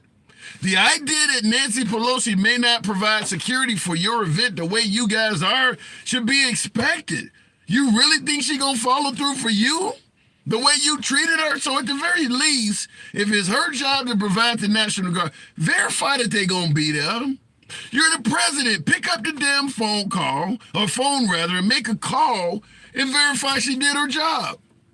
Even if it was Nancy Pelosi's job to provide the National Guard, you gotta ask Trump, why the hell wouldn't you verify that they were there? You hate this woman. She hates you. You guys are in public arguing all the time. You really gonna just trust that she would follow through? How is that not Trump also dropping the ball on that? I just left it in her hands. Really? Really? So going back to the box, it makes no sense to me. I'm just going to say it makes no sense. If it was Nancy Pelosi's job to provide National Guard, Trump should be on stage on January 6th saying, look, the guard ain't here. It was Nancy's to do it. She didn't do it. You guys make sure you behave. He didn't do that. He didn't do that. So she's your arch enemy. Why do you think she's going to follow through and provide you with security? No chance at all that she may drop the ball on that. That doesn't make sense to me. Real quick, going back to the box, Joseph Kuhn said Pelosi's job is to feed her husband inside info. Well, then let's say that's correct. Then you need to verify she provides the National Guard then. If that's her job, is to feed her husband, you got the wrong person on the job. Going to the box, we'll try it again with JD. I had a little problem with the box, but we'll bring him up. Good afternoon, JD. Handsome. How you doing, Bubba? It's a pleasure, man. The floor is yours. What happened on January 6th? I don't think we're going to know the real truth of January 6th for a couple of years. Let's be honest. Okay, let's speculate. What do you think you saw? I think this is. I think it was very orchestrated. Quite honestly, Kash Patel and Donald Trump offered Nancy Pelosi National Guard on January 4th, January 5th, and January 6th. It is her responsibility. Trump cannot put National Guard on Congress grounds without a request. Can he verify that day that they're there? When you show up, I mean, the Secret Service, your own cabinet, they're going to let you know there's no guard here. Should he have not verified it that day? Yeah. Then that's fine. He can do that. He can still show up and give his speech. But the point is Nancy Pelosi's in charge of the protection of Congress. That's why the Sergeant Arms reports to her. It falls on her. They offered her, and they said no. She said no, 3 days in a row. So you said you believe it was orchestrated. Any idea by who? Absolutely. By who? I think of the combination of things. I just remember just before January 6th kicked off, what was happening in Congress, what was going on right at that moment. They were about to have a smooth transition of power, hopefully. Nope. Right at that moment, Arizona has stepped up and challenged the electoral votes. Okay. Right? Okay. Pence said, "Did you get the signatures?" Yes, Vice President. I got 86 signatures from Congress. Did you get the senator's signatures? Yes, Ted Cruz signed off on it. So by law, those electoral votes were supposed to be put on hold. And conveniently, right when that happened, right when Pence hit the gavel, all of a sudden January 6th kicked off. Hey, tell me about those doors. Do you know anything about those doors on January 6th? Do you know anything about those doors as Congress? Those are magnetic doors, bomb-proof doors. How did they get in? Because someone unlocked it from the inside. Okay, then what about what do you say to the photos of people breaking windows and crawling, climbing walls? Fucking arrest them. Okay. So do you believe any crimes took place there that day? Oh, absolutely. Oh, no, I'm not giving a pass to the people who broke the windows. So why is Trump offering to pardon them? That's Trump. Have that conversation with him. I can't speak for him. Would you vote for him? Would you vote for him knowing he's going to pardon folks that committed crimes like that? You don't know what he's going to pardon because we don't know anything. He said it. He said he's going to pardon them. I understand what you're saying. I understand that Trump's going to pardon them, but we don't know everything. What's coming out? We know the FBI was involved in January 6th. Now we know the CIA was involved in January 6th. Now that just comes out. Why isn't Trump saying the CIA was involved in January 6th? Would you believe him? I want to hear it. Okay. What are you going to believe more? Are you going to believe more the people now that are investigating it? Or are you going to believe Trump? Listen. Why is it the January 6th committee won't give over the passwords for all the data and evidence they came across? Okay, but just because they don't give over data or evidence doesn't mean crime. Just like during the election, polling places were closing the windows and things. That doesn't mean they're cheating just because you don't see it. You're speculating at that point. So even though they're not giving over evidence, don't mean it works in their favor. Bro, look at the laws that they broke for that election year. Look at the laws they broke in Pennsylvania. Look at the laws they broke in Wisconsin. What law was broken in Pennsylvania? Okay, let's talk about the ballot boxes. A judge does not have the authority to bypass legislation laws. Okay? The law is that ballot boxes are illegal. They were illegal. It doesn't matter what pandemic's going on. That's illegal. Are you talking about the changes they made where Texas sued them and said it was unconstitutional? I'm not gonna go. No, I'm not saying constitutional. They have, Wisconsin and Pennsylvania have their own laws, right? Ballot boxes are illegal. Illegal at the time during COVID. They were illegal. You can't have them. That's exactly what Texas sued Pennsylvania for. What you're talking about, said it was unconstitutional. Okay. But then I have to ask you this question: when that was happening, when Texas sued Pennsylvania, the governor of Montana, How could Texas sue Pennsylvania when they don't have standing? because they said what they But they don't have standing. They said what they were doing was unconstitutional. It was exactly what you're saying. They used that No, case. I'm not saying constitution. I'm talking by the law. Their own laws prohibit ballot boxes. Right. Their own And that's laws. what they Constitutional laws are two different things. okay. Well, their state constitution. Okay. Okay. Well, I'm focusing on their laws, and a judge can't overrule a law, and that's Okay. what the judges did. So then what I'm trying to ask you is this. When that happened with Pennsylvania, what you're talking about, the governor of Montana went on George Stephanopoulos this week with George Stephanopoulos, one of the Sunday shows, and he stated that we made the same changes they made in Pennsylvania, but because Trump won, they're not complaining about us doing the same things. The same mail-in ballots and all of that. Said we made the exact same pandemic-related changes as Pennsylvania, and they're not complaining about us because they use the changes here and won. Legislation? Did they do it by legislation or did they do it by a judge? There's a difference. They did it. Did legislation make that change? If legislation made that change, that means that law was passed to allow it. Well, They changed the law to allow it. Well, when the judge did it, but when the judge does it, and he can't overstep the law because he feels like it. the phrase he stated, the phrase that governor of Montana stated, we did the same change to our state as Pennsylvania did. So they're not suing us. Then Handsome, I have to look more into what you're talking about. Okay, please do that. Because I love this stuff, so I'll look into it. Okay, let me give you another one too. Right before the election, Trump was claiming that fraud was taking place in North Carolina because Biden was leading. Going up to the election, a few weeks up to the election, Biden was leading in North Carolina. Trump suggested there was widespread fraud in North Carolina. Biden lost North Carolina. Trump won North Carolina. Any idea why Any idea why he didn't have any issue with the fraud once he won? What happened in North Carolina after that happened? He won. It went away. What else happened? No, it didn't go away. What else happened? What are you talking about? In North Carolina, now the law is voter ID. Now, after that election, now by law you have to show voter ID. But that doesn't take over. Listen. And this went all the way to Supreme Hold Court. on, hang on. You're talking about voter ID for the next election. According to Trump, they cheated in the election he won. What about the votes? Why didn't they have Dinesh D'Souza with 2,000? Hold on. Why didn't Trump call for a investigation in North Carolina leading up to that election? Changing the laws afterwards doesn't do anything for the fact that you won. Okay. Again, why should he have? If he won it, if he called foul play, and he won it, and now they change the laws to make sure that doesn't happen again, what's the problem? The problem is the law is reactive. Shouldn't you have to do a recount or some kind of investigation in that state?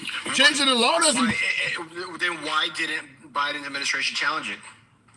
Because the Biden administration didn't claim there was fraud. Trump administration did. Okay. And then he called it fraud. He called what was going on there shady. And then did they stop the shady shit? No, he didn't do an investigation is what I'm asking. You're telling me changing the voter ID should excuse all the fraud that helped you win? So now you're saying Trump called fraud on himself that helped him win. Trump said, what I'm saying is Trump said there was widespread fraud in North Carolina. Once he won North Carolina, he didn't call for everything to be investigated there like he was in Wisconsin and these other states. Okay. So is he interested in a free and fair election, or is he just interested in winning? I'm going to go with both.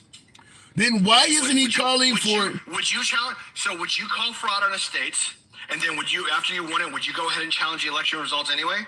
If No, I you wouldn't do that. if I didn't, let's say what you're saying is correct. That once I won, I didn't call for an investigation. Then that means I don't give a damn if it was cheating in that state as long as I win. Okay. Or what about this? Now that you win that state. Now you're president, and now you look on the Congress over there to fix the problem. You didn't That's the right fix thing the to do. problem. You prevented it from happening. That's like having a bank get robbed, and instead of doing an investigation, you just put up bars so it can't happen again. What about the robbery that took place? You're not doing anything for that. I don't know, man. I don't have an answer for you on that. Okay. I don't know what to tell you. Well, the answer is simple. If you're for a free and fair election and you want Arizona, Pennsylvania, Wisconsin, and Michigan investigated for fraud, you should be investigating North Carolina. He didn't do it. Okay. So he didn't do it. He didn't call for it. Okay, and that's all I'm I don't have an saying. answer for you on that one. Yeah, and here the point I'm trying to make is this: if there was widespread fraud in the 2020 election, he should have called for an investigation of all 50 states, presented that to the Supreme Court, said, "Look at all this cheating." But when you only go to the states you lost, it make it look like you don't give a damn if it's fair or not. You just want to win. I understand what you're saying. Yeah, that's the point. But at that point, what is the point? If you have other states you got to worry about right now that you lost, what is the point about going after the state that you won? JD has been 3 years. He has had plenty of time to have that state investigated. What do you mean he? He has no authority. He has no power. He He is has no authority. He can't do shit. He can at least go around and talk about it. He ain't even said nothing about North Carolina. IDs, bro. Because of the 22 election, now they have voter IDs. What more do you want? I want him to admit. I want national voter IDs. I want same-day voting. I want paper ballots. That's what I want. You ask, what more do I want? I want him to admit some of the states you won had fraud in them too. Well, he ain't gonna admit that. Right. I'm voting for Trump. I am. Ain't nothing wrong with that. Ain't nothing wrong with that, JD. When he was in office, we made more money. We were all better off. Let's call it for what it is. But I will call it out too. Trump is an asshole. All right. What, real quick before I move it on, him saluting the anthem that he's singing with all of these folks that are incarcerated. Do you think that's disrespectful to the anthem at all? No, those are Americans. Let me ask you, do you think that grandma belongs in jail because she walked in the Capitol? If it's, How come the people weren't arrested when Kavanaugh, when they all went inside during Kavanaugh's when they were electing Kavanaugh for Supreme Court? How come all those people in Palestine who raided Congress? How come they're all not still locked up? It just happened 2 months ago. All the Palestinian protesters, they went to the Capitol. How come they're not still in jail locked up? No, they're all out and about. So, but why are January 6th? Why are January 6th people? Why are they the ones still in jail? well, They're being used as an example. That's why. No, I don't. If you go against the government, oh yeah, absolutely. If you go against the government and you speak up against the government, we're gonna fucking lock you up and we're gonna lock away the key. So, do you believe they should all be pardoned? I'm gonna say case by case because you know what, you saw the videos as well as I do. Those people are walking in a single file line, just looking around. And I'm sure. What about the ones? What about the guy? What about the guy caught on video bear spraying a cop? Fuck him. All right. You drive a hard bargain, JD. I do got to move it on. Last word's You yours. can't do that, man. You said the so. cops are doing their job. Yeah. All right. Like I said, we're not gonna know the truth for a couple of years. I don't think we'll ever know the truth because some folks are not going to accept certain examples of it. I mean, there's nobody that can tell you what happened there that day, and everybody's going to believe them. I mean, folks don't believe the FBI, so even if the FBI gives you camera angles, they're going to say, well, they're leaving something out. So you're never going to know the truth because nobody's going to accept it. If people still trust the government, what they do, I mean, if you tell, look at Kennedy. Our CIA was involved in Kennedy assassination. That tells you everything you know about our government. Yeah. That's what I'm Our saying. own president they were involved in. Look what they did. Look what they did to the black people for the Tuskegee experiments. Yeah. Our own government did that. I mean, I don't care who you are, what side of the aisle you're on. If you trust this government and you believe in the shit that they're spitting out to us, bro, you got issues. I agree with you. The government is not the most trustworthy organization, but you know, I have to admit, being a minority, the people in this country have a history of being more harmful to me than the government. So I'm kind of torn. Yeah, where the government stirring the pot, poking in the bear in the back, and they just stir the pot. They're doing it to illegal immigrants. The government destabilized Ukraine. The government destabilized Haiti. Yeah. Look what's going on. That's our government. Yeah, no denying that.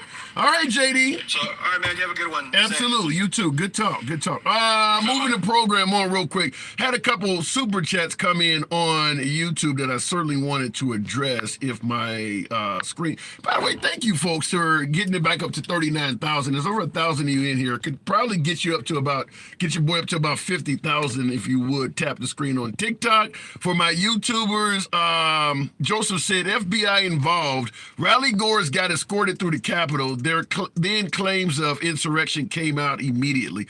Well, here's the problem, though. They didn't all get escorted through. I saw the video with QAnon Shimon. There's no denying that some of those folks got let in.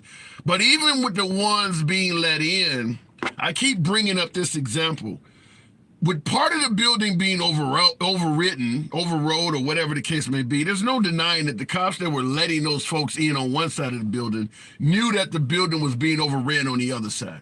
So I do believe the police officers that are seen on video letting people in peacefully should have to explain why they did that. If you're going to say, look, we were outnumbered, we were scared for our lives, whatever the case may be, but they should be required to testify why they did that, because they are on video letting people in, and we got video of people busting windows and climbing through on the other side while the entire Senate and congressional body was present there that day.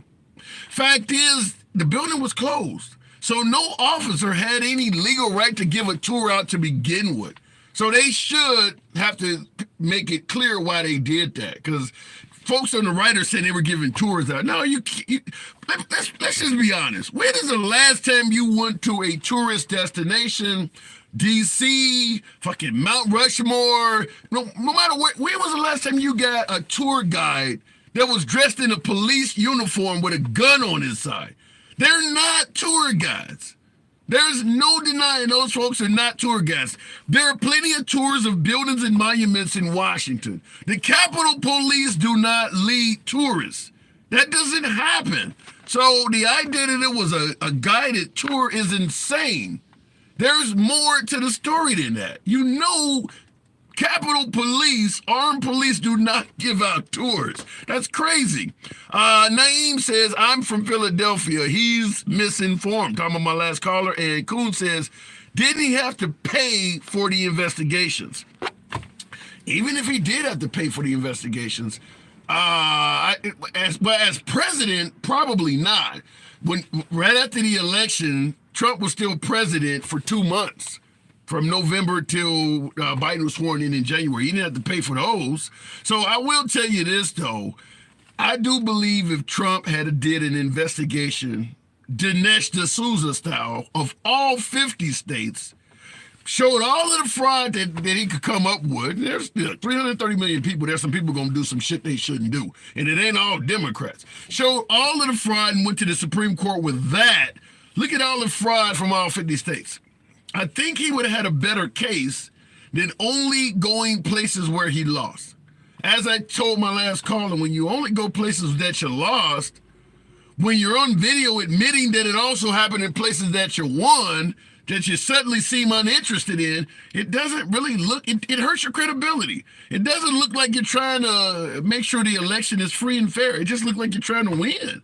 It makes it appear as though you're like, the hell with fraud if we won there, only find the fraud where we lost. And that's where the problem is in terms of credibility. Also, for folks who have often told me to take a look at 2000 Mules, which I've seen 6 times, half a dozen times, Dinesh D'Souza did the same thing. He only went and looked for fraud in Democratic strongholds and ignored all the Republican areas. What do I always say? He went to Wisconsin, he went to Milwaukee. He went to Michigan, he went to Detroit. You know, he went to Arizona, he went to Phoenix. He went to Georgia, he went to Atlanta. What's happening in Macon, Georgia? You know, what's happening in, the Upper Peninsula of Michigan? I don't know. Those are Republican strongholds. You didn't go there. So if you're cheating in heavily Republican areas, you don't have to worry about them ever investigating because they didn't check. That once again makes it look like you're only concerned with cheating if the cheater's a Democrat. That hurts the credibility. There's obviously folks who cheated in the 2020 election and every other one we've ever had. But they're on both sides of the aisle. They're not just all Republicans or Democrats rather. That's ridiculous to believe that in an election with 350 million people, 74 for Trump, 80 something for Biden, or whatever the numbers are, the belief is that only Democrats cheated. That's insane. But that is the case that Trump, Dinesh D'Souza, and many folks on the right has tried to prevent or present, is that Democrats cheat, Republicans are honest. That makes no sense. And that hurts credibility. And I do believe that. Looking in the box, we'll keep it moving with Angel Ames. Good afternoon. Welcome to the program. Thank you, folks, for tapping the screen. Feel free to drop a subscription on YouTube if you enjoy Civilized Dialogue. Same thing on TikTok. A follow would be great. Angela, rather. Good afternoon. Good afternoon. How are you? I'm doing good. So, in your humble opinion, what the hell happened on January 6th? What happened on January 6th is Trump stirred up a bunch of people, which, first of all, they were never supposed to go to the Capitol because they didn't have a permit to go to the Capitol. They only had a permit to be at the Ellipse. And that's what Nancy Pelosi was looking at. They don't have a permit to come here, so why would she even think they were coming there in the first place? And that, you raise a good point, because that actually came out, I believe, in the January 6th hearings, is that I think it's one of the organizers of the Trump protests is on audio saying we're not going to the Capitol building, because they were told, the Capitol building's closed. We got both the House and Senate is there. It's closed. And they told them, we're not going to the Capitol building. I don't think they knew Trump was going to send people there. But Trump told them to go to the Capitol and fight like hell. Did he not? Yeah, he did say that. Do you think he's responsible for what happened, though? Yes, I do. Because those people would have never have gone there if he hadn't told them to go there. They could have stayed at the Ellipse and raised all the hell they wanted to raise. And then they would have never gone to the Capitol, and this would have never happened. Yeah, well, what about that now? What about the idea of political persecution? I want to read this to you. It's coming from one of my YouTube viewers. We got a simulcast on YouTube. Political persecution by Democrats. Now, he's saying Russian collusion. He brought that up. 25th Amendment brought that up. Multiple important impeachments, multiple indictments, victimless fraud. Talking about the Letitia James case, insurrection. What other president has gone through all that?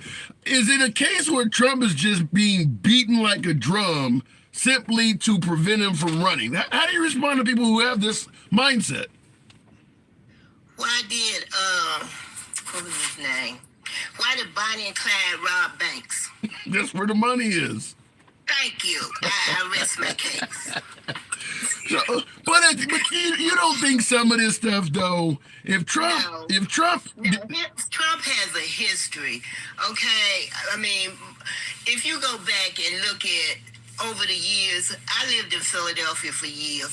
If you go talk to any small business that he done business with in Atlantic City and bankrupted them, and he has had a history. People in New York tried to warn us. No U.S. bank would do business with him. I mean, come on. I mean, if I'm a snake, no matter, like the lady said, no matter how many times I shed my skin, I'm still going to be a snake. That Trump is a snake. Come on now. You 74 million people there, Angela. Why did so many people vote for a snake? People voted for Hitler, too. Wow, I didn't think you hit it that hard. Man, you hit hard. Wow. I'm a political science and history major in school. So I look at things, look at not only the history of what's going on, but the present day, because history always usually repeats itself. Now, The big lie theory. now you The mentioned lie, the more people believe it. you mentioned Hitler. You mentioned history repeating itself. You connections between Trump and that guy, do you? No, I was done with Trump with the Central Park 5 because after he took out that full-page ad, there was no way those young men were going to ever get a fair trial at all. He never said, "I'm sorry, I was wrong." They spent 13 years in prison for something that they didn't do. Wow. But is it a case where Trump believed the courts and thought they were guilty and they should be rightfully punished? Or do you, because some folks are saying it's racism. Do you see any racism with that? What other president got sued by the federal government for not renting to black people? Yeah. Name one. Then if you're going to point that out. Woodrow Wilson did have a Klan up, in the White House for the screening of Birth of America, but that was a long time ago. Yeah. Then I have to ask, vote for me or you ain't black. What's your say? He was dead wrong. He was dead wrong for that. I'm not going to say that Joe Biden is perfect. I'm not going to say that he hasn't done, some things. Would you vote for him over Trump? One thing people like to bring up is that that the crime bill. But I was living in Philadelphia when they put the crime bill up in the middle of the crack epidemic, which was brought on by Reagan and Iran-Contra. But that's another story for another day. People could not go outside. Children were getting shot going to, the corner store. I mean, we were living in a war zone, and Delaware is just right down the road. So Joe Biden saw what was going on in Philadelphia. Yeah. And I will say this. Talk about that. Yeah, and I will say this. Another thing they don't talk about too, when we criticize Joe Biden for the crime bill, understand he didn't do that by himself. It wasn't like it's not like we can look back in history and say Joe Biden was passing this racist bill and all these Republicans were against it. No, everybody, as you're pointing out, thought the country was being overridden by drug-related criminals. Everybody was for that. So Biden didn't do that alone. So he didn't do it by himself. Yeah. Right. And I'm just saying we had old people who couldn't come out of their houses, but see, it goes back to Reagan dumping tons of cocaine in black and brown neighborhoods, but they don't want to talk about that, which brought on the crack epidemic, because we didn't have any cocaine in our neighborhoods. All we had was weed, alcohol, and a few brothers came back from Vietnam addicted to heroin. That was about it. Wow. All right, Susie Q, thank you for that. Now, one other question I want to run by Susie Q, thank you. Wow, that is beautiful. I've never seen that. Man, that looks nice. Let me ask you that. Wow, there's more of them. I saw a super chat. Now we were comparing. I had a guess, Susie Q. Shit. Okay, Obama bombed the Middle East. Yeah, that caught me off guard. Susie Q, definitely. Obama bombed the Middle East. He was good. President Trump put travel restrictions to the Middle East, but he was bad. Now he's saying that when Obama bombed the Middle East, he got credit. When Trump put up the restrictions, he was viewed as a racist. That's what I'm asking you. Are we just mistreating Trump? Because that's what we're hearing on the YouTube side, is that Trump actually was trying to do what's right. Let's talk about how we got into the Middle East, okay? After 9/11. We went into the Middle East on a lie, a straight up lie. Well said. Okay. But nobody could find Osama bin Laden when he was in Pakistan. The whole Bush administration, nobody could find him. And then Obama found him and took him out. But nobody wants to give nobody credit for how do we get there in the first place? Let's look at the root cause of the situation. Well said. I have no argument with that. Angela, appreciate you coming through. You've been an interesting guest. Always welcome back. Thank you. Thank you very much. Have a good one. You too. Real quick, looking in the comments, I did want to respond to something else. You think we found him? LOL, says Mookie J Rock. Okay, you say we found him. Whether it was through snitches, surveillance, I don't care how we got him. We got him. If you don't think her statement that we found Bin Laden was correct, at the end of the day, dead is dead. I don't care how he was captured. Snitches, surveillance, satellite foot, whatever. Dead is dead, and I'll take that. Crime bill, California 3 strikes rule for weed. Nonviolent offenders fighting fires for less than $2 an hour. Kamala Harris laughed about putting those men. Now, that's a super chat on YouTube, and listen, both Biden and Kamala Harris do have some racial shit in the past that Joseph Kuhn is correctly putting up. And I've said this before, I do believe the only reason that Biden has a chance of getting reelected is because his opposition is Trump.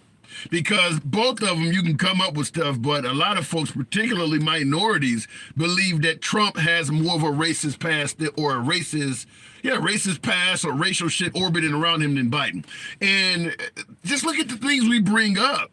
With Biden, it's vote for me or you ain't black, and virtually all of the other issues that are racially suspicious about Biden are usually 20, 30, 40 years old. Most of the stuff outside of not renting the colored folks in the Central Park 5 about Trump are very modern. So that's the difference, is that when you go back in the 80s and 90s, there wasn't a lot of claims that Trump was racist at all. It's mostly modern stuff they're coming up with. So that's why I said I do believe if Biden was running against Nikki Haley or someone else, I think her chances will be stronger. But pulling a race card against Biden and letting minorities know this guy is not your friend when the opposition is Trump makes it difficult. It makes it difficult because there's a lot of things Trump has said and that you got to correct or say no, he meant that, or it was a joke, you taking it wrong. You don't have to do that with Nikki Haley or somebody. Other than Nikki Haley suggesting the Civil War was not about slavery, there's not a lot there. There is a substantial amount there on Trump. So you're going to have a challenge if you hope the crime bill or vote for me, you ain't black is going to shoot down Biden and get minorities to go to Trump. I just don't see it. Bring up the economy. You can certainly bring up what's going on in Gaza. A lot of younger voters are concerned with that. I mean, there are issues, lack of global affairs, things like that. Folks do take note to, but yeah, I don't think the racial issues in terms of speaking to minorities is going to work well for Trump. I just personally don't. In the comments, this is funny, says user. Well, the past. Her office argues against the early release programs when Trump was in office because they did not want to lose $2 firefighters. Yeah, but Kamala Harris is not the president. You're talking about Joe Biden. You're bringing up some shit from Kamala Harris. I get it, and the black community is not big on Kamala Harris. You may have a point there, but Joe Biden is the president. Bringing up Kamala Harris' record I don't know if it's going to be enough to shoot down Joe Biden because Kamala Harris is not currently the president. But as I stated, there is too much ammunition in regards to Trump. Everything you bring up on Biden or Kamala, they can counter with stuff from Trump. They couldn't do that with Nikki Haley or some of those other 9 Republicans that were running. They wouldn't be able to do that. So, and that's not to mention, when I say modern, I'm talking about like last week, immigrants are animals and things like that. That stuff wasn't coming from Nikki Haley and people like that. So I do believe you're going to have a challenge on your hands. I'd suggest the economy, the global affairs, the Gaza Strip versus, Israel. I think you got a stronger point there. But trying to say vote for Trump because Biden's a racist, I think you really, really got an uphill battle on that. I really do. Nikki Haley is part of the Uni Party, not a Republican. I don't know where to go with that because most Republicans that do not favor Trump are called rhinos, never Trumpers, or something negative. I don't know if you can be against Trump and still be viewed as a Republican. The minute you start going against Trump, you lose your whole damn affiliation. Joseph Kuhn says, and she has a foot in the grave. Who are you referring to? Anyhow, folks, it is what it is. You guys know I do always appreciate the civilized dialogue from both sides of the aisle. You know, we don't believe in censoring free speech whatsoever here. We go left to Bernie Sanders to having dinner with QAnon. If you enjoy civilized dialogue from both sides of the aisle, you are in the right place. Appreciate you following the program on TikTok or certainly a subscription on YouTube. Nevertheless, we are here Monday through Friday, 1 p.m. Central. I will see you folks tomorrow. For my YouTube audience, certainly thank you, Coon. Certainly you guys, the super chat off the chain today, thank you as well. Look, at the end of the day, like I said, I do believe in free speech, so you know I'm going to always read your comments. You don't have to super chat, but it makes them stand out, so those are going to get read more. Nevertheless, I do appreciate the support, even if it's just smashing the like button or dropping a subscription. Monday through Friday, 1 p.m. See you guys tomorrow.